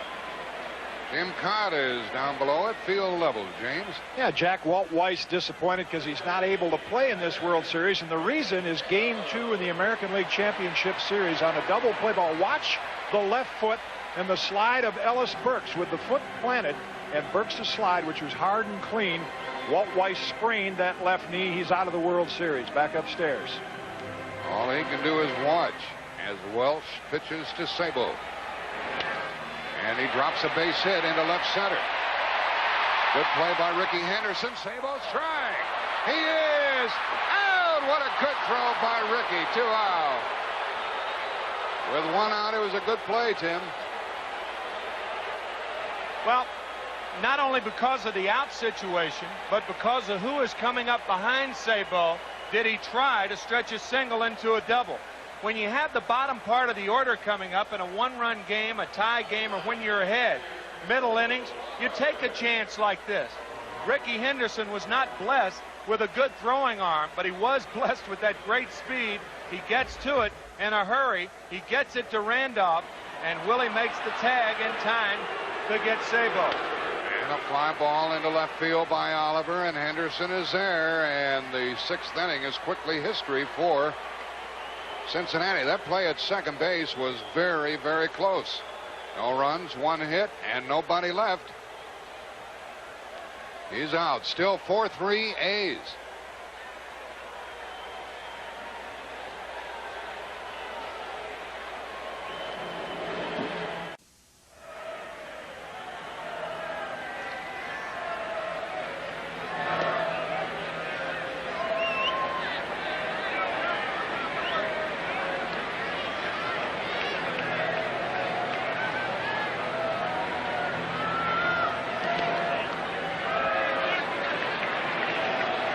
The 7th inning, it's Canseco. He grounded out, drove in a run, hit a homer, and struck out, and faces Jack Armstrong for the first time.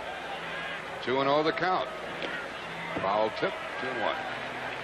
6 in a row set down by Armstrong, who follows Danny Jackson and Scott Scudder to the hill. This man had a 12-9 record during the season from Rider College in Oklahoma as well.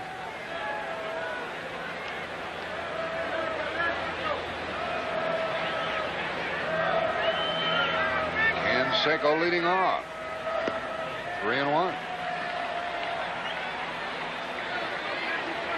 Canseco, McGuire, and Dave Henderson in the 7th. A's have been out hit 8-6. They lead 4-3. 3-2.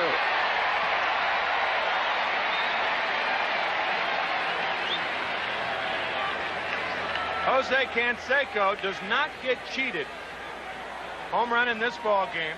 Only his 4th home run since August 3rd, covering 50 games. And he's leading off in the 7th.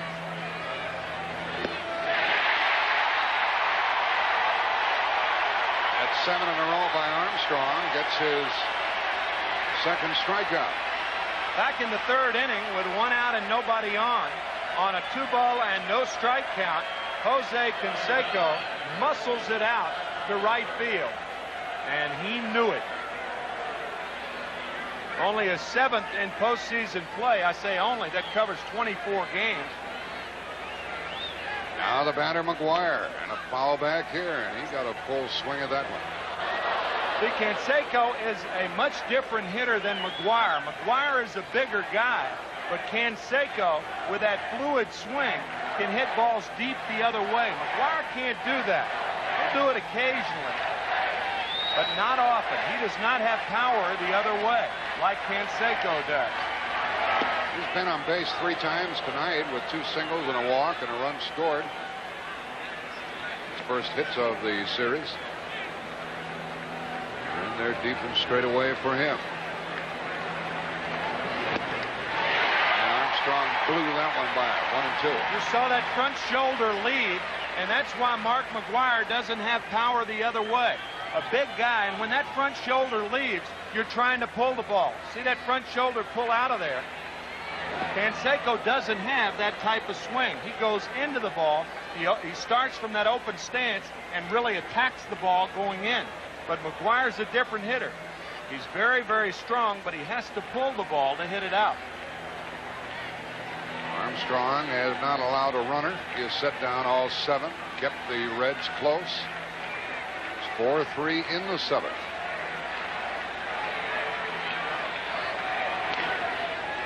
Boy, McGuire wasn't cheated on that one. What do you have for us now, Kitty Cat?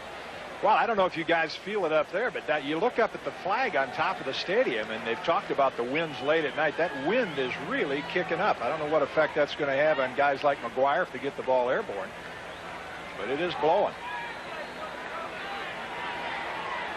And from upstairs, the Goodyear Blimp people tell us that wind is at 35 knots. Here's the foul by McGuire, keeping it 2-2. That's another old baseball expression, watch the wind. Now, who do you know that can watch the wind? Now, you can watch the effects of the wind, but you can't watch the wind. Oh, I don't know anybody who can watch the wind, do you?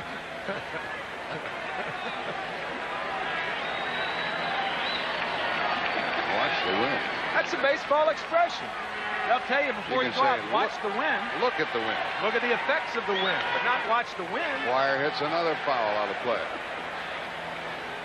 Guys will take the field and they'll tell catchers and outfielders, Wrigley Field, watch the wind.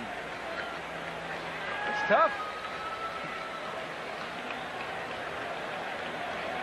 McGuire has added to the wind with a couple of swings that he has taken up there.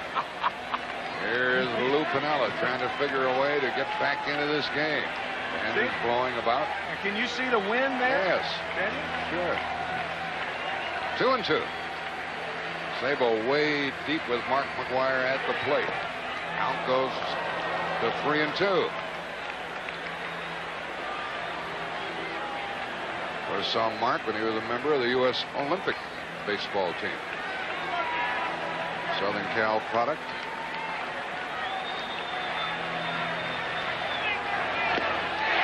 Another strikeout for Armstrong. He's retired 8 in a row. That's his 3rd strikeout.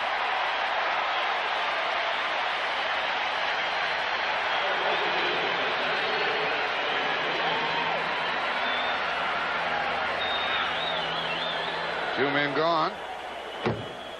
Bump. And another big hitter up there. How are these guys talking to themselves?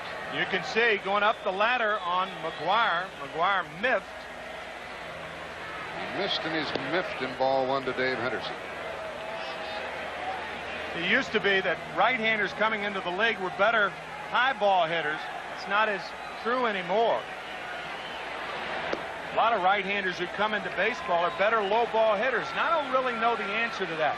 McGuire, a low ball hitter. Canseco, a low ball hitter. Last 2 strikeouts, high fastballs. And a big swinging strike by Henderson. Danny Jackson gave all 6 Oakland hits. The A's have no hits against Scudder or Armstrong. Of course, this low pitch is different because it had downward movement on it. Breaking ball from Armstrong. 2-1 with 2 out. This will probably be the last inning of work for Armstrong. And a shot to center is going to drop with 2 out. Dave Henderson gets his 2nd hit on base for the 3rd time. And that's the first hit and the first base runner against Armstrong. Tell you, Hindu can do. 2 for 3 tonight. Entered the game batting .303 in postseason play with 7 home runs. With a runner at first and 2 out, Norm Charlton takes over in the bullpen because of this situation, plus the fact the pitcher is due to bat second in the Cincinnati 7th inning. The batter, Willie Randolph. Ball 1, and Joe Oliver, the catcher, keeping a wary eye on Dave Henderson. Willie is 0 for 2 with a walk. And 1 for 6 in the series.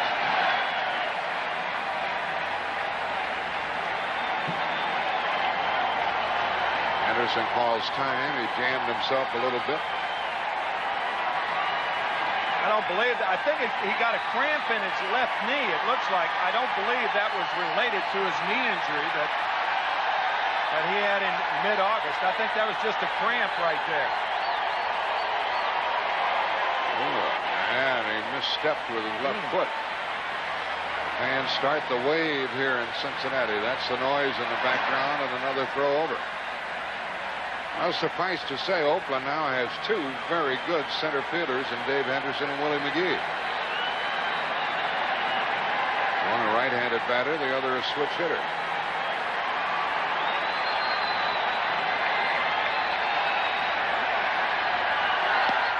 Randolph looks at a strike, 2 it up, 1-1. The Reds won here last night, 7-0. The A's lead 4-3, 7th inning here this evening. Dave Henderson at first, 2 out.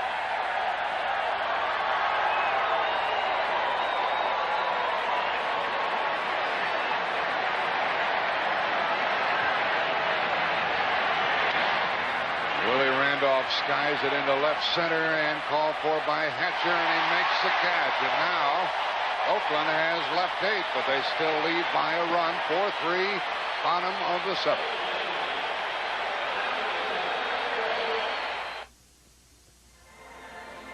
CBS Sports coverage of Game 2 of the 1990 World Series is brought to you by Oldsmobile. Stop by your Oldsmobile dealer and see what's new from the new generation of Olds. McDonald's, you know the one. It's McDonald's for food, folks, and fun. And by AT&T, the right choice.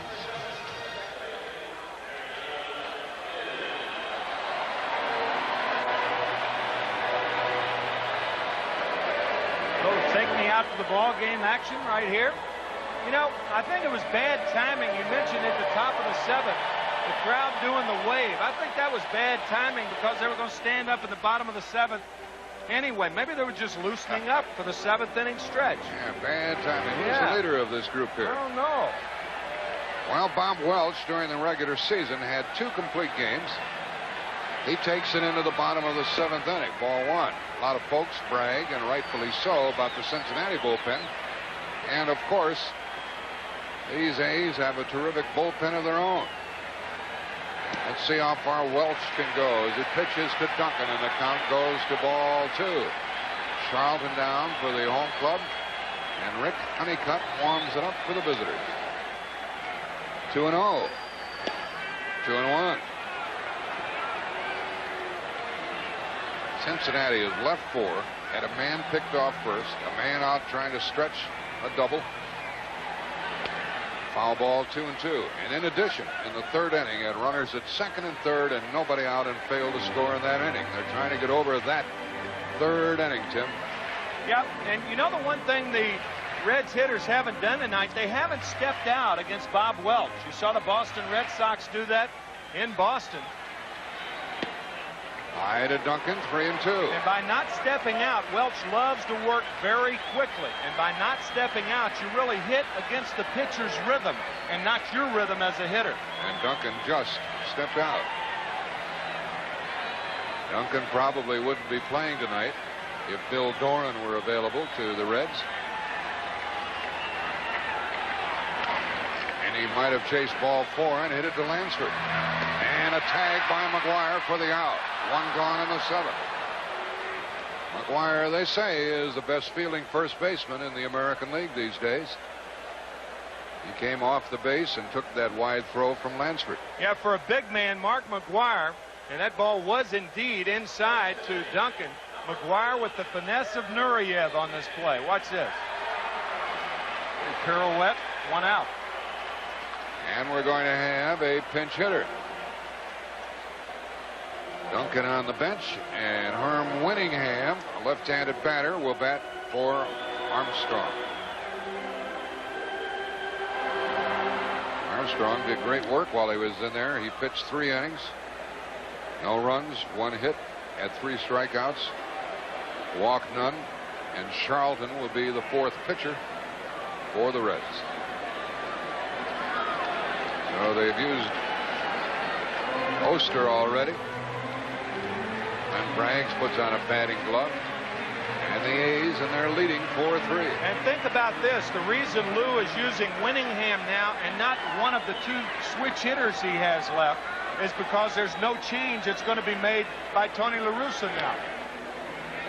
And fouled by Winningham with 1 out. So you use the left-handed hitter Winningham, because if you wait until later to use Winningham, he might be negated by a guy like Honeycutt, who's warming up right now.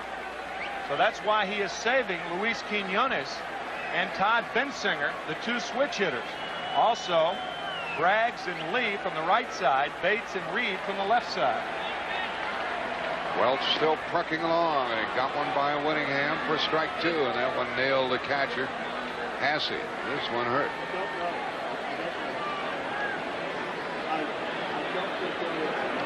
Yep, that ball coming up and under that protected cup that Ron Hasse wears, and all catchers, of course. Ron appears to be all right.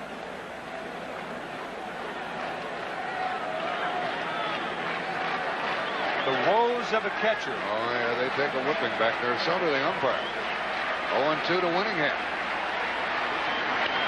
He hits 1-2 to shortstop Gallego for the 2nd out.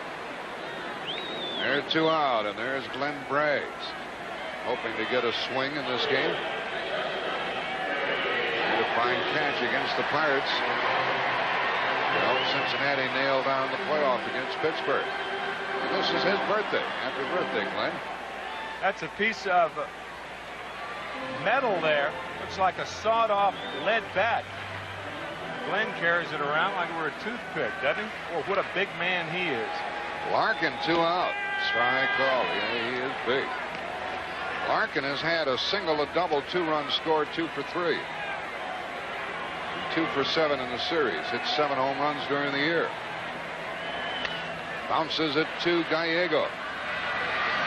Down go the Reds in order in the 7th inning.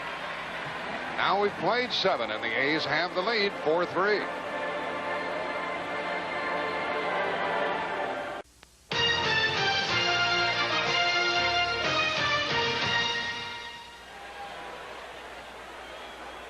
After 7, 4-7-1 Oakland, 3-8-2 for Cincinnati. Saturday, a college football doubleheader here on CBS. Penn State against Boston College at 12 Eastern Time, and then Miami at Notre Dame at 3:30 Eastern Time. Here's Norm Charlton. He is the 4th pitcher of the night for Lou Piniella. The batter is Ron Hasse. Ball 1 and a foul. Hasse drove in a run with a sacrifice fly in the 3rd inning, and he is 0 for 2 in this game.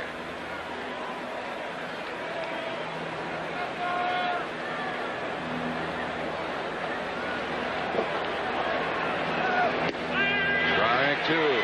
Charlton is one of the nasty boys. One of the 3. His first appearance in the World Series. He was credited with the win last Friday night, coming in and throwing 5 pitches and retiring 3 Pirates in that game in which the Reds clinched the National League pennant. A hit for Hasse against the left-handed pitcher. This is an extremely important inning for Charlton. His club's trailing by a run. The A's have that wonderful bullpen. We saw Honeycutt a while ago. They have Eckersley. And any more runs will be tough to retrieve. Good hitting by Hasse. He had already driven in a run with a sacrifice fly in the 3rd inning. That was the last run that the Athletics have scored.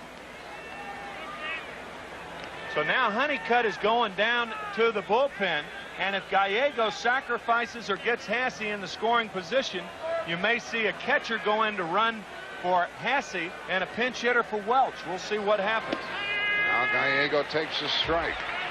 Gallego 1 for 3 with an RBI single. Honeycutt had warmed up in the 7th inning, so he's about loose. And we'll see how Tony La Russa will play it. Bob Welch, after all, only had 2 complete games on the year, both shutouts. But it's time for La Russa to start going to his bullpen.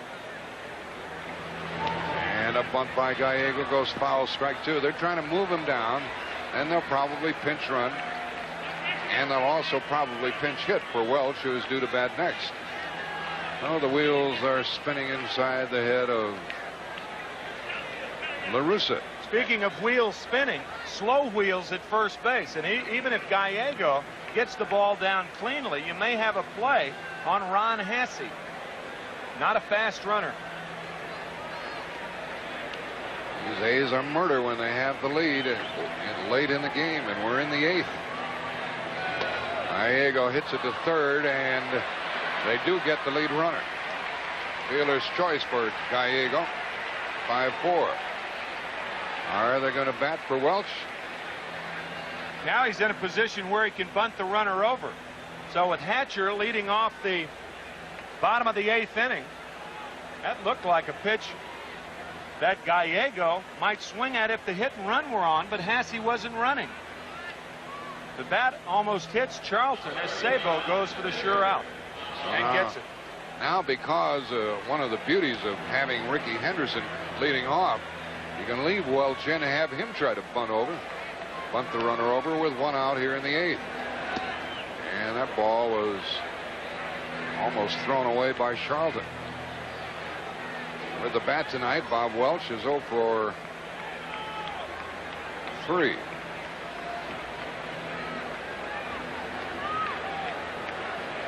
They'll try to move the runner. Gallego a better runner than Hasse. 8 hits for each club.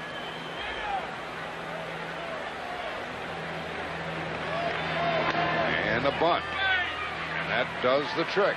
Second baseman covers, 2 out. Nice bunt by Bob Welch. And the play went 3-4. And Oliver goes to the mound to talk to Charlton. With a runner at second base, 2 out. That's a big run for the A's if they can chase it home. This pitcher, Norm Charlton, had a record of 12-9 this year. He wears number 43 on his cap, a tribute to Tim Leana, and a 30, a tribute to Ken Griffey Sr. Got a lot of tributes on his cap, doesn't he? Strike to Ricky. He is singled. Grounded out twice. Walk. 1 for 3.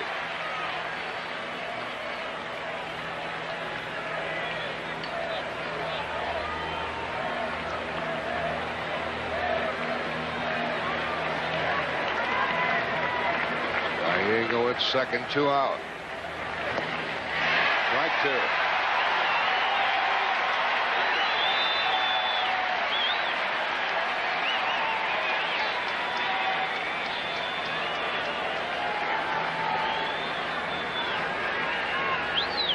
And 2.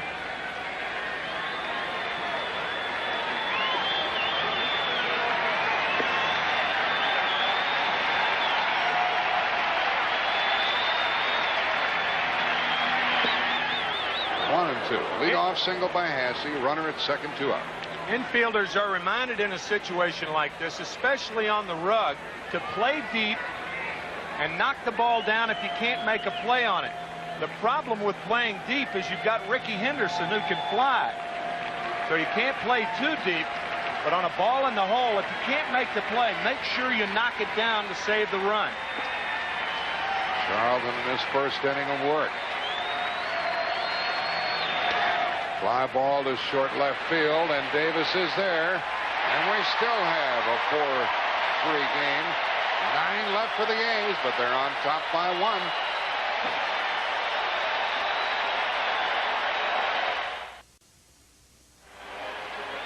The commish has enjoyed the game here this evening. A 4-3 affair. A lot of things to talk about in this game. He's a big fan of the game, and there's the Oakland bullpen with Dennis Eckersley joining Rick Honeycutt. And Billy Hatcher leads off. Hits it foul.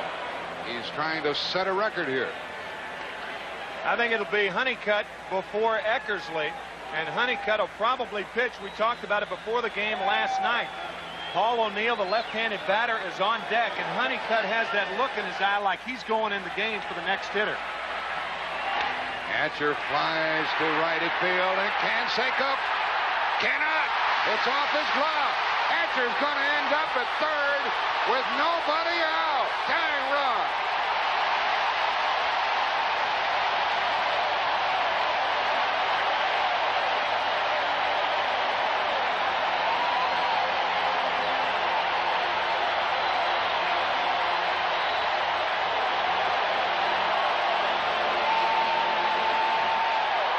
Tim, you can't tell me that Jose Canseco is at full speed health-wise. He hasn't made any plays out there tonight. No, that's exactly right. Back problems bothering Canseco. Remarkable athlete. Normally he makes that play. See, he can't even stop and turn around and chase the ball. Right. It is fielded by Dave Henderson, the 7th consecutive hit for Billy Hatcher, the 8th straight time he's been on base. And O'Neill spins away from ball one. And LaRusso with a tying run at third makes no change. You a little surprised? That shocks me. Yeah, I'm surprised. Infield in. Ball two. With nobody out. And the infield in tight to try to cut down the tying run.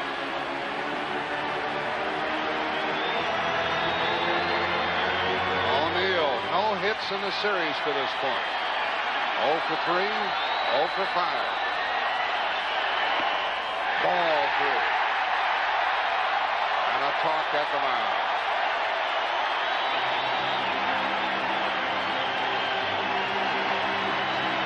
Eric Davis waits to bat next. Earlier in this game, 3rd inning, Cincinnati had runners at 2nd and 3rd, nobody out, and did not score. Bob Welch will try to perform the same magic. There's Hatcher, nobody out.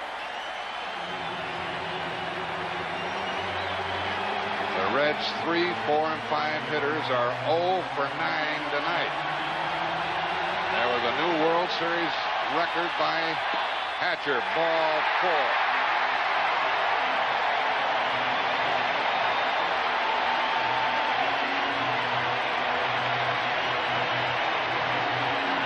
Second walk by Bob Welch. Now the infielders go back at 2nd and short. They'll give up the tying run for a double play. Problem is Eric Davis is so fast he hits into few double plays. He's 0 for 3 tonight with a run batted in. Welch just walked his 2nd batter. Ooh, says the crowd. Big moment here.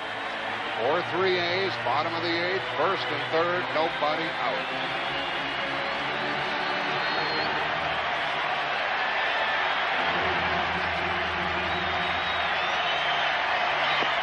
One and one.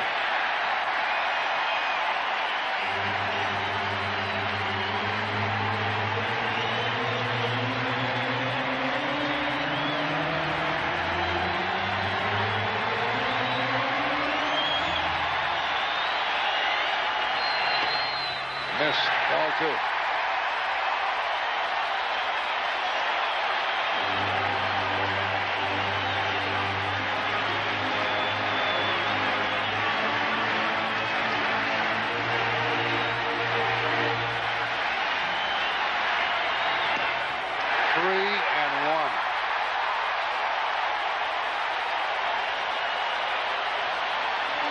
When Welch has missed for the last 2 batters, the pitches have been up.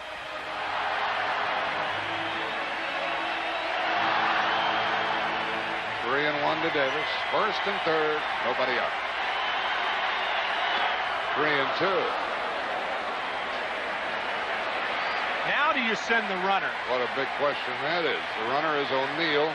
Fair running speed. 13 stolen bases during the season. Fans are on their feet. I don't think you send him here. Strike him out, throw him out, the double play. You got 2 outs and Hatcher still at 3rd. So Welch wants to make sure that if O'Neill was running. He didn't leave early. No, I don't think I'd send him either, Tim. Ground ball double play ties the game. Right. Fly ball will tie the game. The runner tags at first also. Oh, they stopped him. Hatcher stopped, and that's the first out of the inning. I thought that was very conservative coaching, Tim. Absolutely, and I think Lou Piniella did too. And you can see his disenchantment with Sam Palazzo, the third base coach, and or Hatcher. You remember last night in that game, the scouting reports say that Canseco's right hand is bothering him. A bad throw in last night's game, a terrible throw after he makes this catch from moderately deep right field. And that play brings Tony La Russa to the mound with a terrible throw by Canseco way up the line. Hatcher would have walked home. Obviously, with 1 out or 2 outs, he tries to score. If that were the second out, he would try to score. But since there are no outs, too conservative, I agree 100% with you. We get the left-hander, Honeycutt.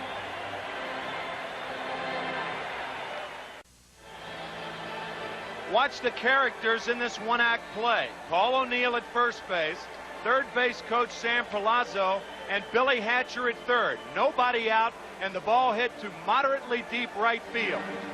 Hatcher tags. Watch O'Neill in the top of your picture.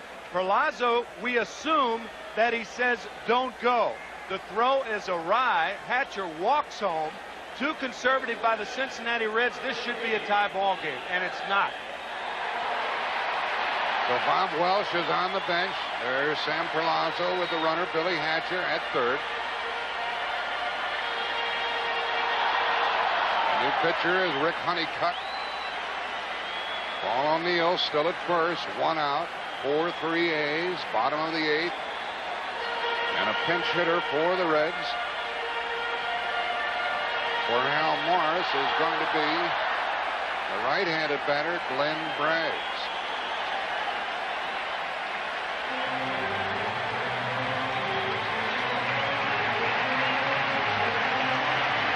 First and third, 1 out. Middle infielders back looking for 2. The Reds begging for at least a fly ball. They just had one. You're right. What a shocker that was. That'll be a second guess play. Ball 1 to Glenn Braggs. Hatcher started the inning with a triple. O'Neill walked, and they stayed as Davis flied out. At the plate, it's Braggs. Don't overlook that big iron that Davis did fly out to short right with those mid-ons at first and third. Well, last night's hero didn't deliver. And a ball up the middle, and will they get a double play? No, and we are tied.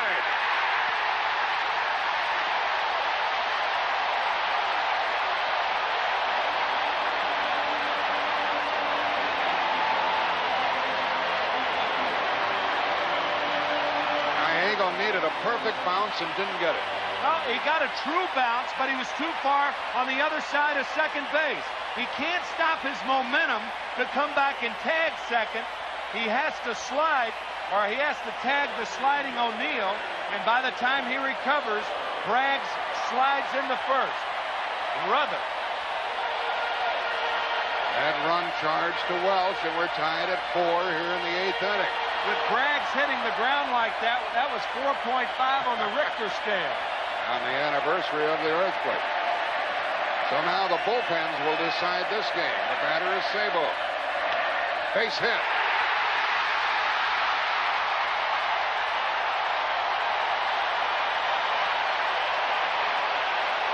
Sabo gets his second hit. Honeycutt gets a lot of ground balls. He got a ground ball from Braggs. It wasn't hit hard enough, nor to the right spot. And now he gets another one that's laced into left field by Sabo. Reds about hit the A's 10-8. We're tied 4-4. Pitcher and catcher talk.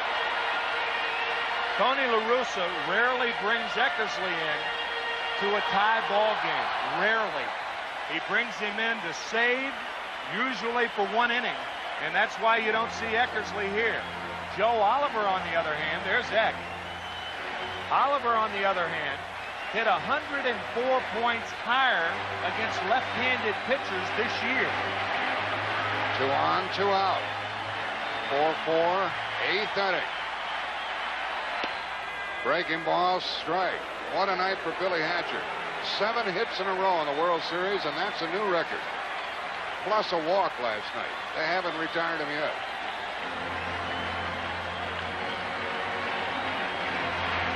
Joe Oliver could be a hero in Cincinnati. Another breaking ball, strike 2 from Honeycutt. Welch cannot win. He could lose. He pitched 7 1/3, 4 runs, 9 hits, struck out 2, walked 2. La Russa almost got the double play ball he was hoping for. 0-2 to Oliver. We were really out in front on that one, and it stays 0-2. We shall have a new Cincinnati pitcher in the 9th inning. No, Charlton's still in it. Charlton is still in the game. And Dibble getting ready.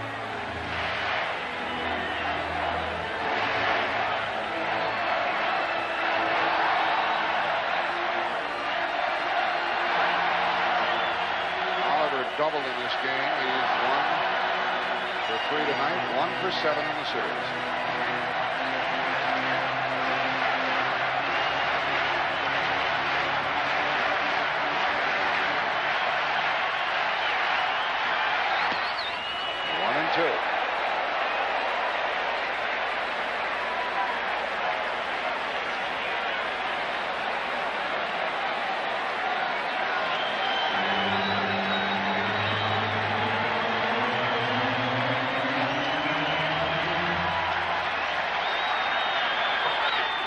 To the third baseman, Lansford.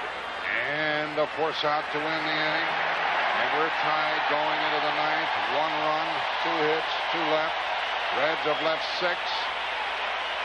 After 8, we're tied 4-4.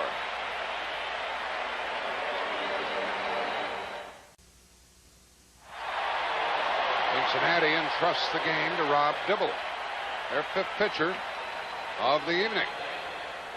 After the game, Tim McCarver and I will select the Chevrolet player of the game. Chevrolet will then donate $1,000 in the player's behalf. Our new first baseman is Todd Benzinger. Dibble pitching to Lansford. In the dirt, ball 1. We have a new first baseman, Benzinger, and Dibble on the mound. Benzinger batting in the number 9 spot. Dibble bats 5th. Lansford has sacrificed, and he's 0 for 3. On deck, it's Canseco.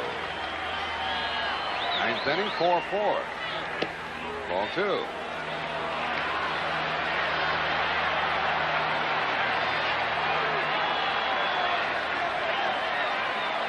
I think if you're Lansford, you take here and make him throw a strike. Ball 3. You might take 2 more. If it goes to 3-1, make him throw a strike. And Lansford is that sort of hitter.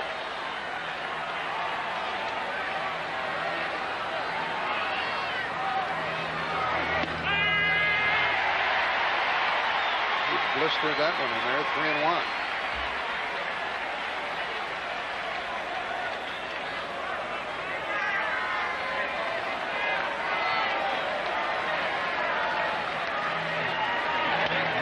A fly ball looks like it's going to drop. It does. It's a base hit.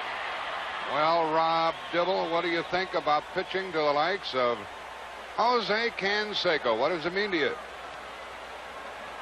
It's a blast for me. I mean, I've always loved to play, and playing in this kind of atmosphere, I think, you know, it's everybody's dream. And so I'm just happy to be here, and no matter who they throw up, you know, there to hit off me, I'm just going to go out there with a smile on my face, whether or not I do my job or not. You know, I just thank God that I'm in this situation.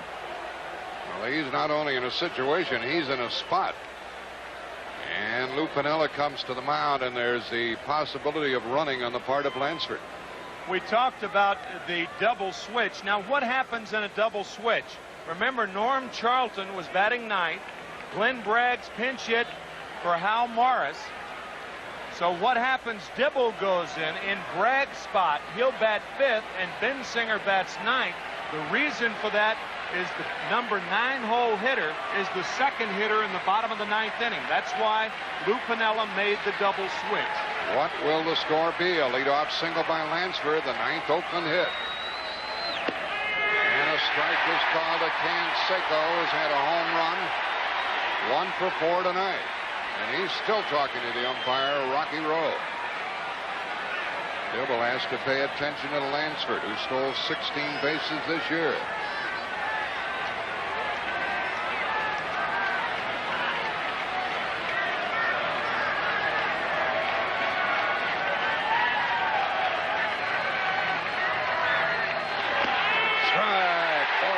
Game this is. 2 quick strikes on Canseco. 9th inning, 4-4 game, second game of the series. It's a beauty. They clocked that pitch at 99 miles per hour.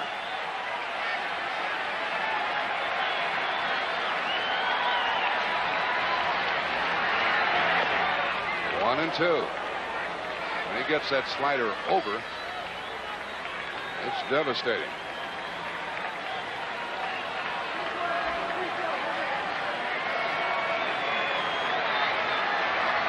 Steps off. And throws. He almost stopped his throw, and that would have been a balk. He was on the rubber.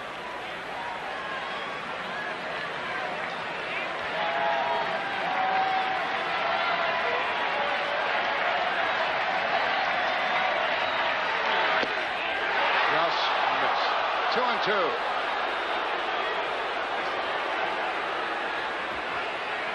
Oliver sitting outside, and this one missed outside. 2-2.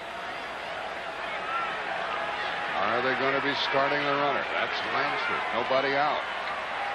Dibble with that big high leg kick. Good to run on.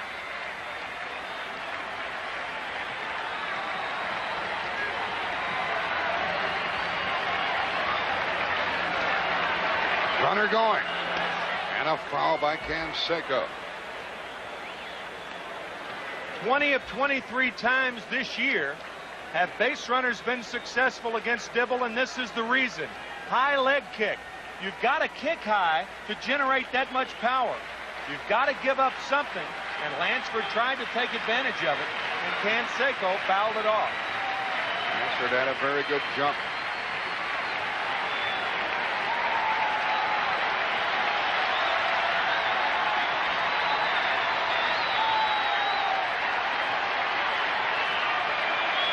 Dibble steps off. Stealing against Dibble is one thing. Trying to get the runner home after you steal is another against this pitcher.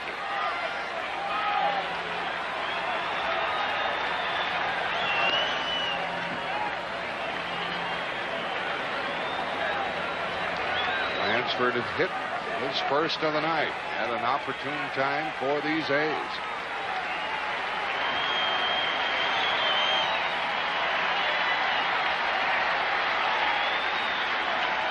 Dibble has stepped off twice. Obviously, he and Joe Oliver can't get together. Oliver really ought to go out there, talk to him, and make sure it's going to be an inside fastball. Lansford not going, and a double play ball maybe. There's 1, 2.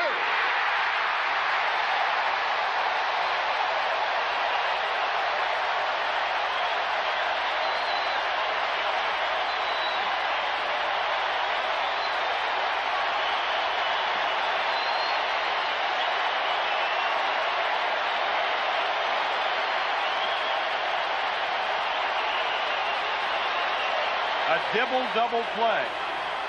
A double dip, Dibble double play. And the batter, McGuire. You know what he's thinking with 2 out in the ninth. 0-1. McGuire's had 2 hits and a walk this evening.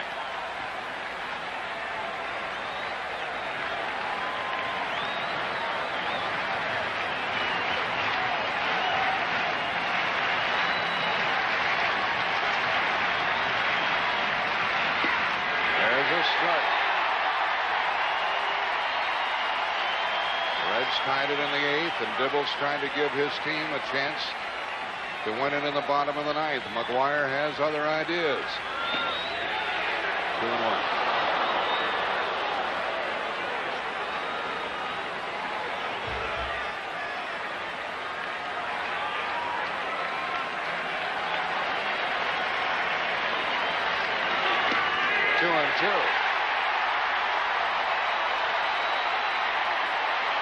Sabo right on the line with good reason. McGuire, 28 home runs against right-handed pitching this year. Prevent the double. Hug the line.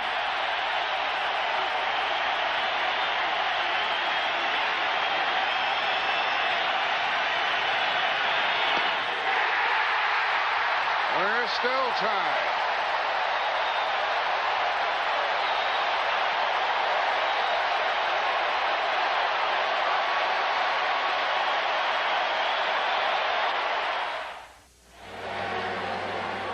Goodyear Blimp America shows us the scene, downtown Cincinnati and Riverfront Stadium.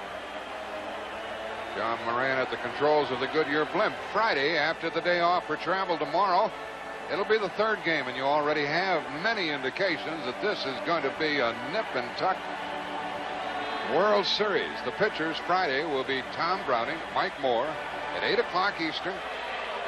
Friday night on CBS Sports. Will the Reds be leading 2 games to none? Or will we be tied at a game apiece?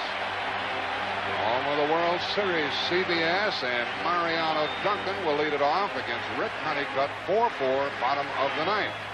For that reason, 410 against left-handers, 227 against right-handers. I'm a little bit surprised Tony La Russa doesn't have a right-hander in the game now. 3 of the first 4 batters are right-handed hitters. Ample supply of right-handers left in the bullpen for Tony. He can only win it, La Russa, in extra innings. And Duncan took some of the air out of the ballpark with that swing. Lansford, with Duncan up, has to play on the line and in to guard against the bunt and also to try to take away the extra base hit. You're at a disadvantage both ways. You're playing tight and you're on the line.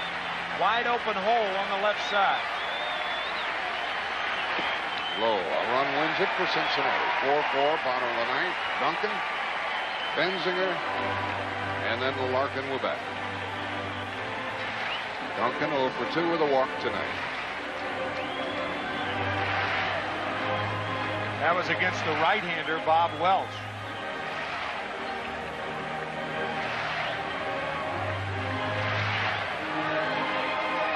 Honeycutt got the final 2 outs in the 8th inning. Ball 2. Certainly not a question of numbers. Tony La Russa has any number of relievers to turn. Todd Burns, Eckersley, you're not going to go to him in a tie ball game. Gene Nelson, Scott Sanderson, Joe Klink, the only lefty remaining.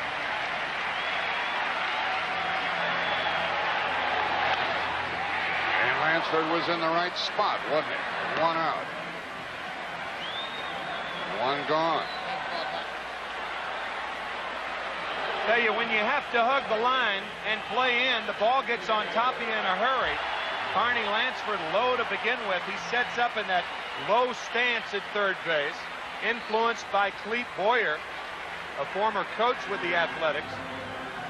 Carney with the best fielding percentage of any Major League third baseman this year. Benzinger, ball 1. Benzinger hit 5 home runs during the regular season, in case you're wondering. Switch hitter.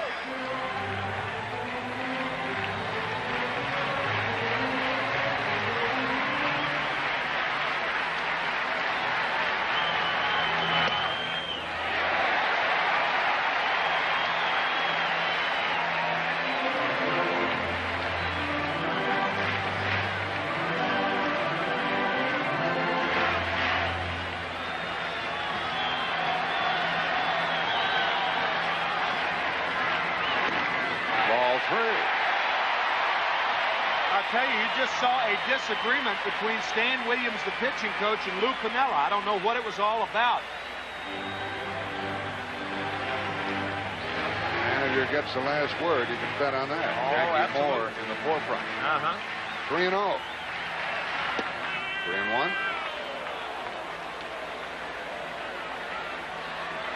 They're having some sort of discussion.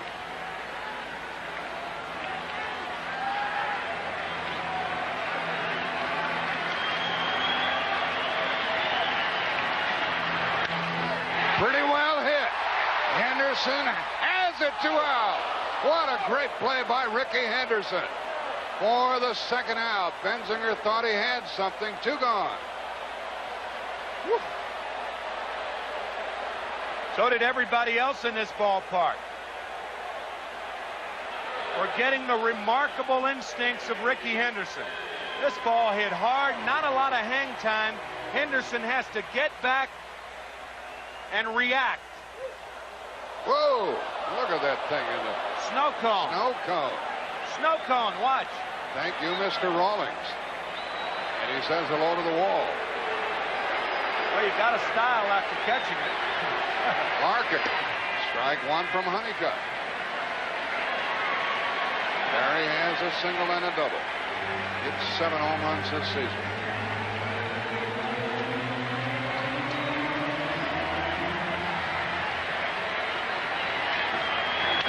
Foul ball and strike 2. I'll tell you, when the 1990 season started, there was a big controversy about the size of the gloves.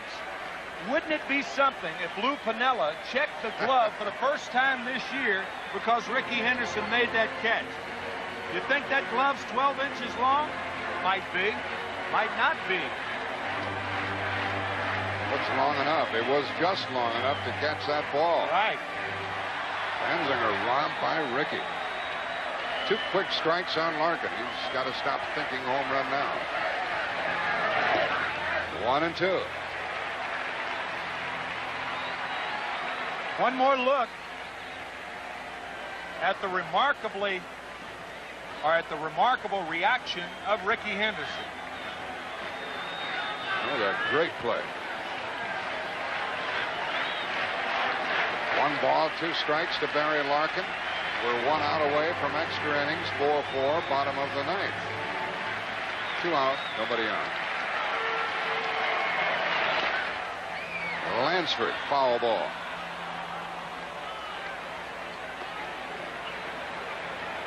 Billy Hatcher has set a World Series record with 7 straight hits in the last 2 games. And the Reds tied the game on the fielder's choice in the 8th inning off the bat of Glenn Braggs. And there is the hero of the night for the Reds to this point, Hatcher waiting on deck. He'll either bat here in the 9th or lead off in the 10th. Jose Canseco with a home run, but a tough night in the field. And Rickey Henderson, great catch, and he's had a base hit and a walk tonight.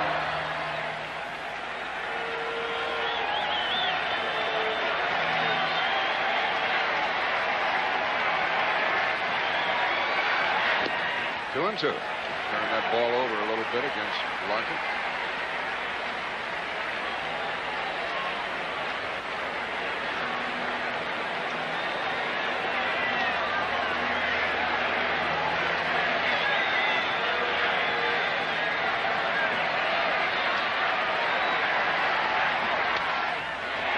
Base hit for Larkin with 2 out.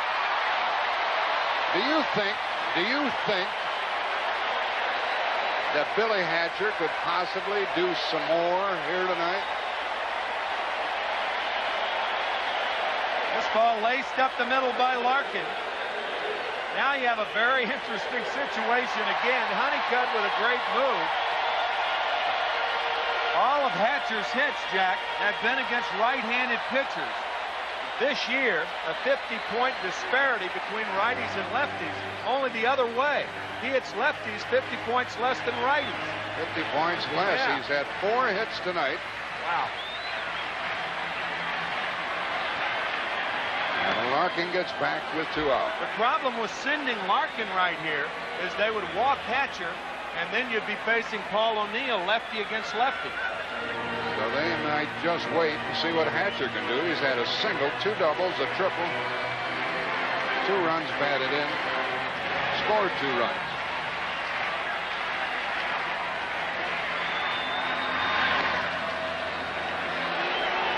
All the elements here tell you not to run. I don't know what Barry Larkin's going to do. He might wait until the count's 0-2 and 1-2 when the count's in Honeycutt's favor to run. You got Hatcher, who's hot. The outfield playing very deep to prevent the double. Good move by Honeycutt. He tried a little head bob that time, and then the throw. Here's the lyrical Honeycutt head bob that Jack was talking about. Yeah, the quarterbacks can't do that. On the count, right? Mickey Hatcher, Billy Hatcher, has a chance to tie a record for 5 hits in a World Series game. Paul Molitor has that record. Back in '82 against the Cardinals. Oh, you waiting for the Larkin watching it get away. The winning runs at second, 2 out.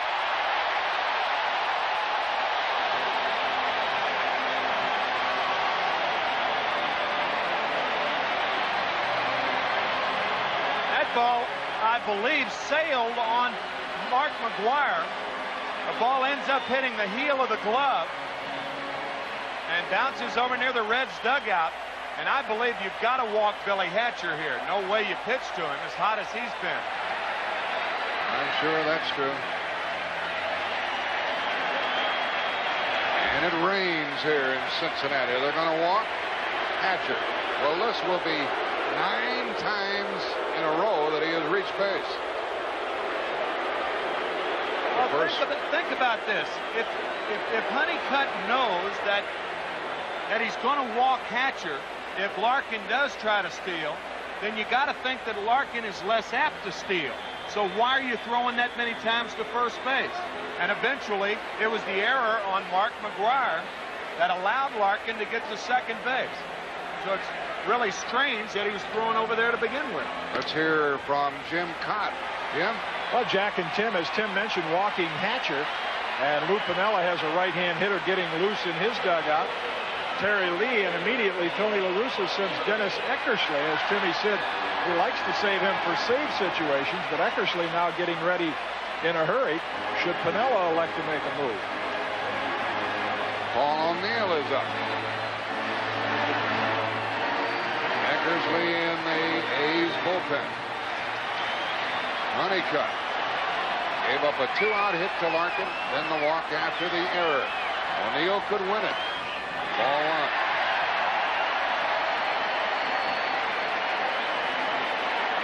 Critical game for both clubs after the Reds won last night.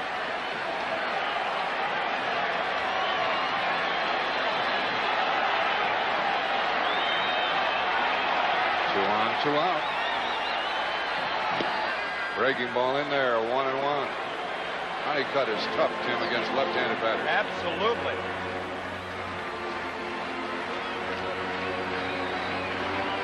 Honeycutt with that wicked slider that he uses primarily against left-handed hitters. Left-handers batted only 163 this year against Rick. O'Neill in the hole, 1-2. Another low breaking ball. The slider we were talking about, and Paul O'Neill giving way with that left side. Well, that was a nasty, quick, late-breaking slider from Honeycutt. Rick is trying to send the game into extra innings.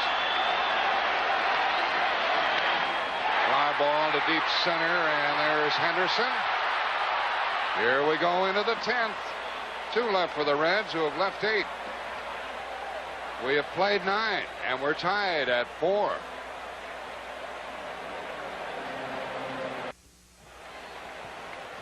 This view inside the Goodyear blimp, which is being buffeted about, and the captain points out on the radar that some more rain is headed this way. We have a light rain at the moment, and heavier rain is headed in this direction. And we're headed into the 10th inning, second inning for Rob Dibble. It's been raining base hits in this ballpark, about 2,500 feet below the blimp.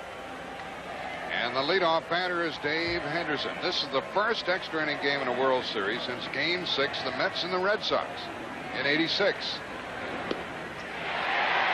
And a swinging strike, and this batter, Henderson, led off the 10th with a home run in that game. So a chance for him to repeat. Here's a situation where I don't think you ought to be on the line. It used to be in baseball, you guard the line all the time in 8 innings. Think about the elements here. Dave Henderson, a straightaway hitter, the outfield straightaway. Rob Dibble throwing 99 miles an hour. What are the chances of Henderson pulling a ball down the line? Not too great. He's had 2 hits and a walk tonight. Out of play, 1 and 2. You're right, Tim. He didn't catch up with that one and hit it foul. Lou Piniella told us with regard to Dibble that he likes Dibble to work 2 innings, 2 innings, 2 innings. No more. This is his second inning of work.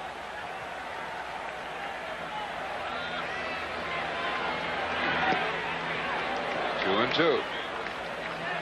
I think it makes more sense to guard the line at first base than it does at third base because of Dibble's speed. And sure enough, Todd Bensinger's on the line at first.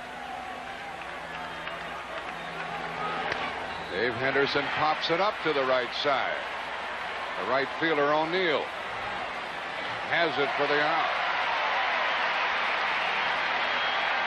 Well, that's all we needed in this one was extra innings. Very exciting game here at Riverfront Stadium, Cincinnati. Here's Willie Randolph, 0 for 3 with a walk.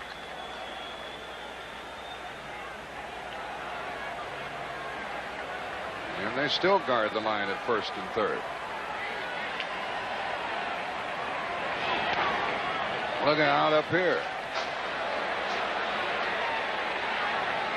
And that foul ball came into the booth.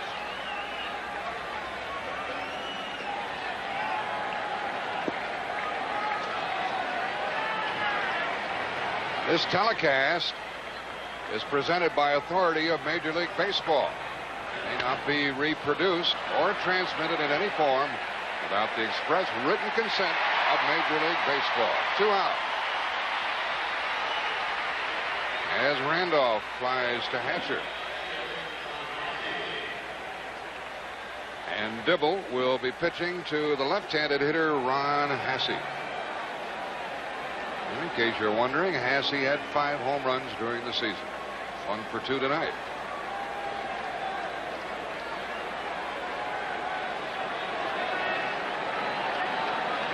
Dibble to Hasse.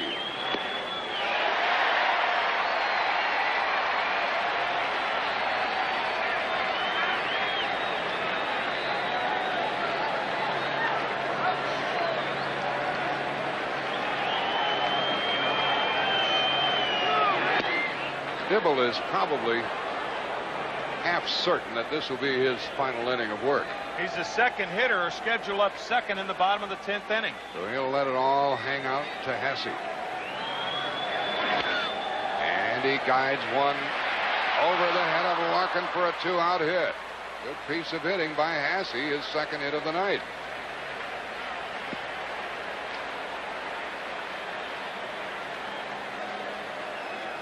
It was a good piece of hitting by Hasse, and now there's going to be a pinch runner employed, possibly, or a pinch hitter, or both. Harold Baines is moving about in the Oakland dugout. Nice try by Barry Larkin. Ron Hasse's had a good night. A couple of hits, sacrifice fly, and an RBI. And Baines is going to be the hitter. And here comes the pinch runner. That's the rookie Mike Bordick, the infielder who was added to the squad when Walt Weiss was injured. So Bordick will run for Hasse.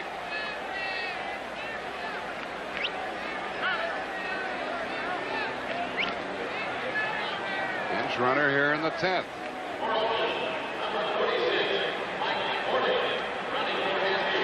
And here's Harold Baines, who joined the club just the latter part of August.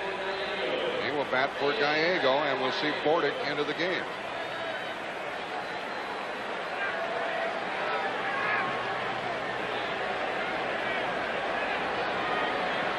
And down in the bullpen, in case the A's grab the lead here, is Dennis Eckersley. Baines batting here in the 10th inning.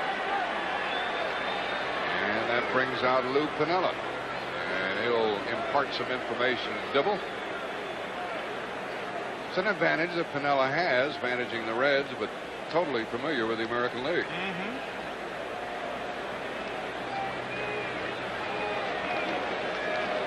A base hit by Hasse was the 10th for the A's. The Reds have 11. Each team 2 errors and each team 4 runs. Cincinnati had a chance in the bottom of the 9th. Lou Piniella has Randy Myers and Rick Naylor left in the bullpen. Baines watches one go high. The Reds have used Jackson, Scudder, Armstrong, Charlton, and Dibble. You do have an off day tomorrow. I guess you could consider that if you intend to use Dibble more than 2 innings tonight. There's a strike to even the count, 1-1.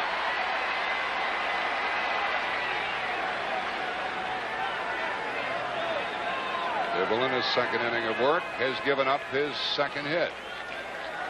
Willie McGee selects the bat.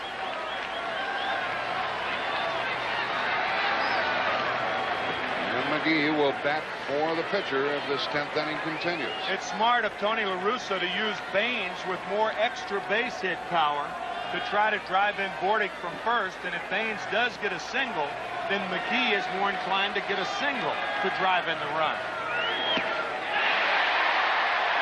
1 ball, 2 strikes. It's tough enough to come off the bench. But to come off the bench and try to hit Dibble is something else.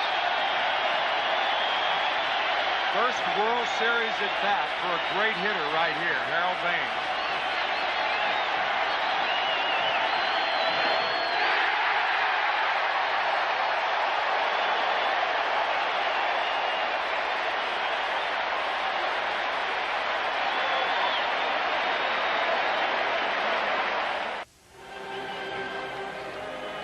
There's our line score heading into the bottom of the 10th inning here in the second game of this 1990 World Series on CBS.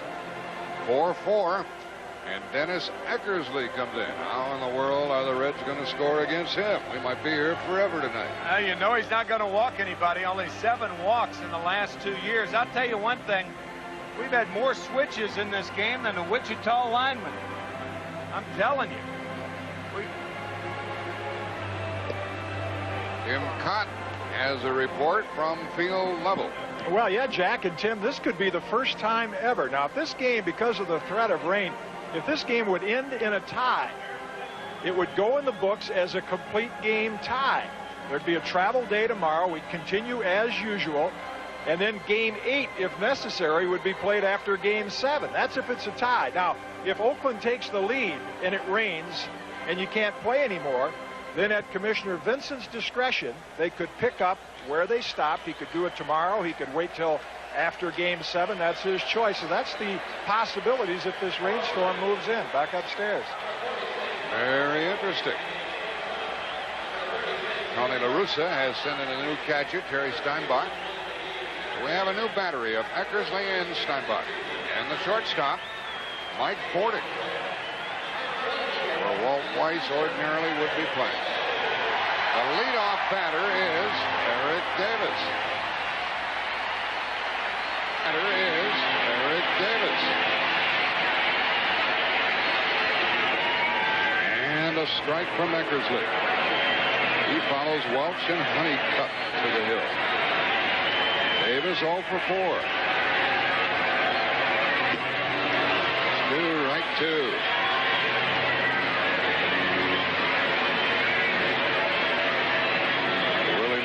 has also entered the game. He's in center field. To the shortstop. Bordick just into the game. And one out. Jim Kaat has more for us. Jack, let me just correct one thing. If Oakland would take the lead and this would be called a suspended game, at the commissioner's discretion, we would pick up again, but it would have to be before the start of Game 3. Back upstairs.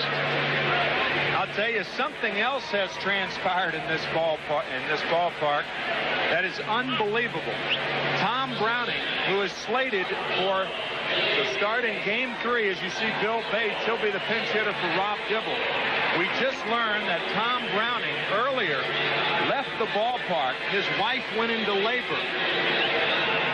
The Reds clubhouse called up to Marty Brenneman, the local radio announcer here in Cincinnati. He's been doing Reds baseball for 17 years, asking Marty to make a public announcement and tell Tom, there's Marty right there to the left of the screen, and tell Tom Browning to return to the ballpark. And Marty Brenneman made that announcement because Lou Piniella might be out of pitchers, and he may be thinking of using Tom Browning in the game tonight.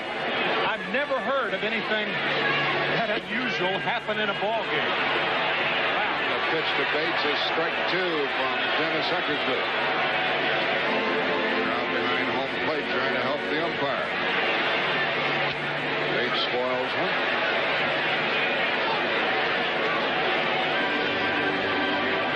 Tell you, I've heard of a lot of things happen in a baseball game, but I've never heard of that.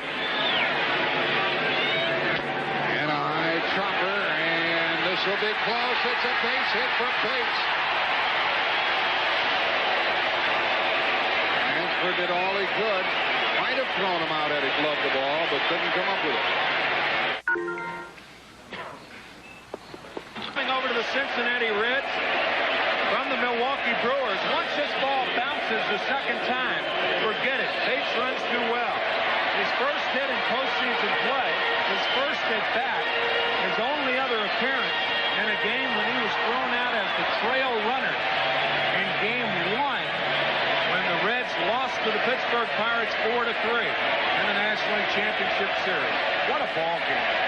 What are the odds that Bates would get a hit against Eckersley? What will Sabo do? One on, one out. Bates is a threat to run. He's a very good runner. Steinbach doing the catching. 4-4, bottom of the 10th. And a strike on the inside corner to Sabo, who's 2 for 4, and Eckersley came close to balking. He didn't stop very long.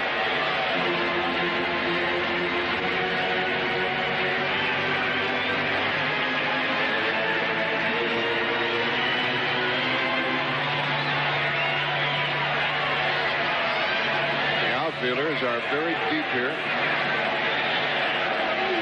Avoid the extra base hit, which would allow the runner to score from first.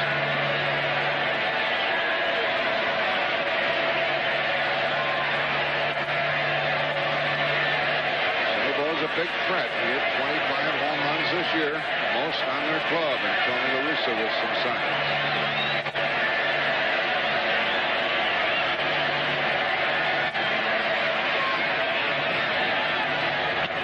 Base hit by Sabo, his third hit of the night. The winning run's at second with one out.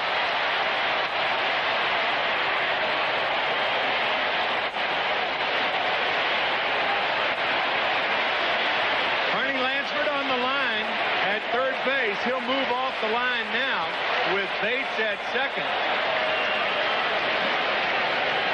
That ball hit sharply into left field. Doubtful that Lansford gets to that ball if he were playing normally. Just as in the 9th inning, here in the 10th, a hit might win the game for the Reds, and La Russa talks with his battery plus Willie Randolph.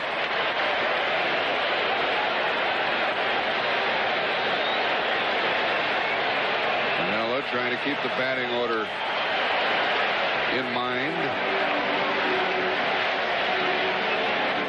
About those switches, Wichita lineman time. Look at this. And Williams studying the lineup card. You're right.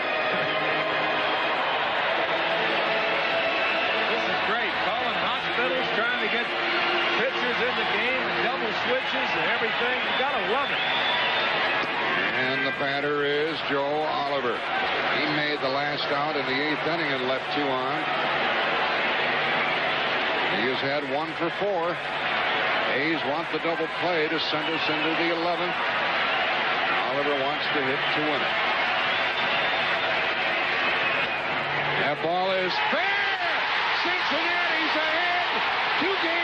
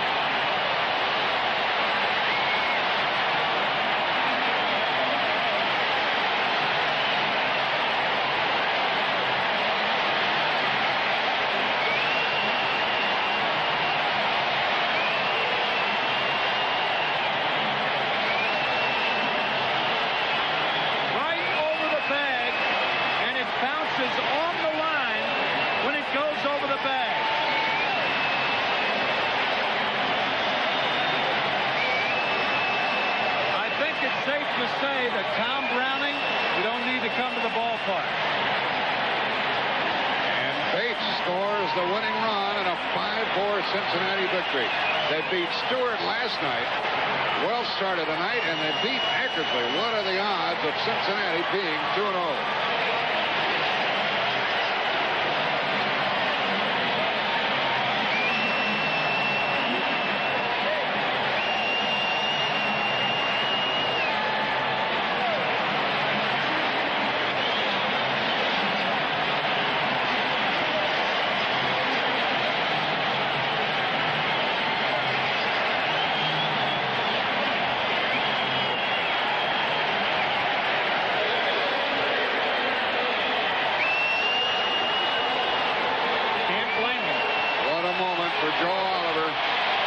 Persevered for a long time in the minor leagues before making the grade. What a moment.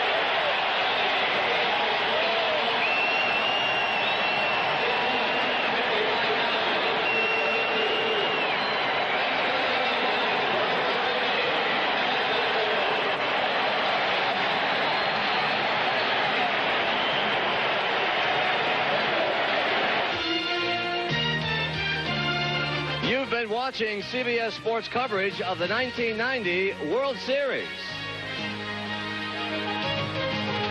It may be too early to call them the Big Red Machine, but this machine is rolling west up 2-0. California, here we come. Sweep dreams, Cincy.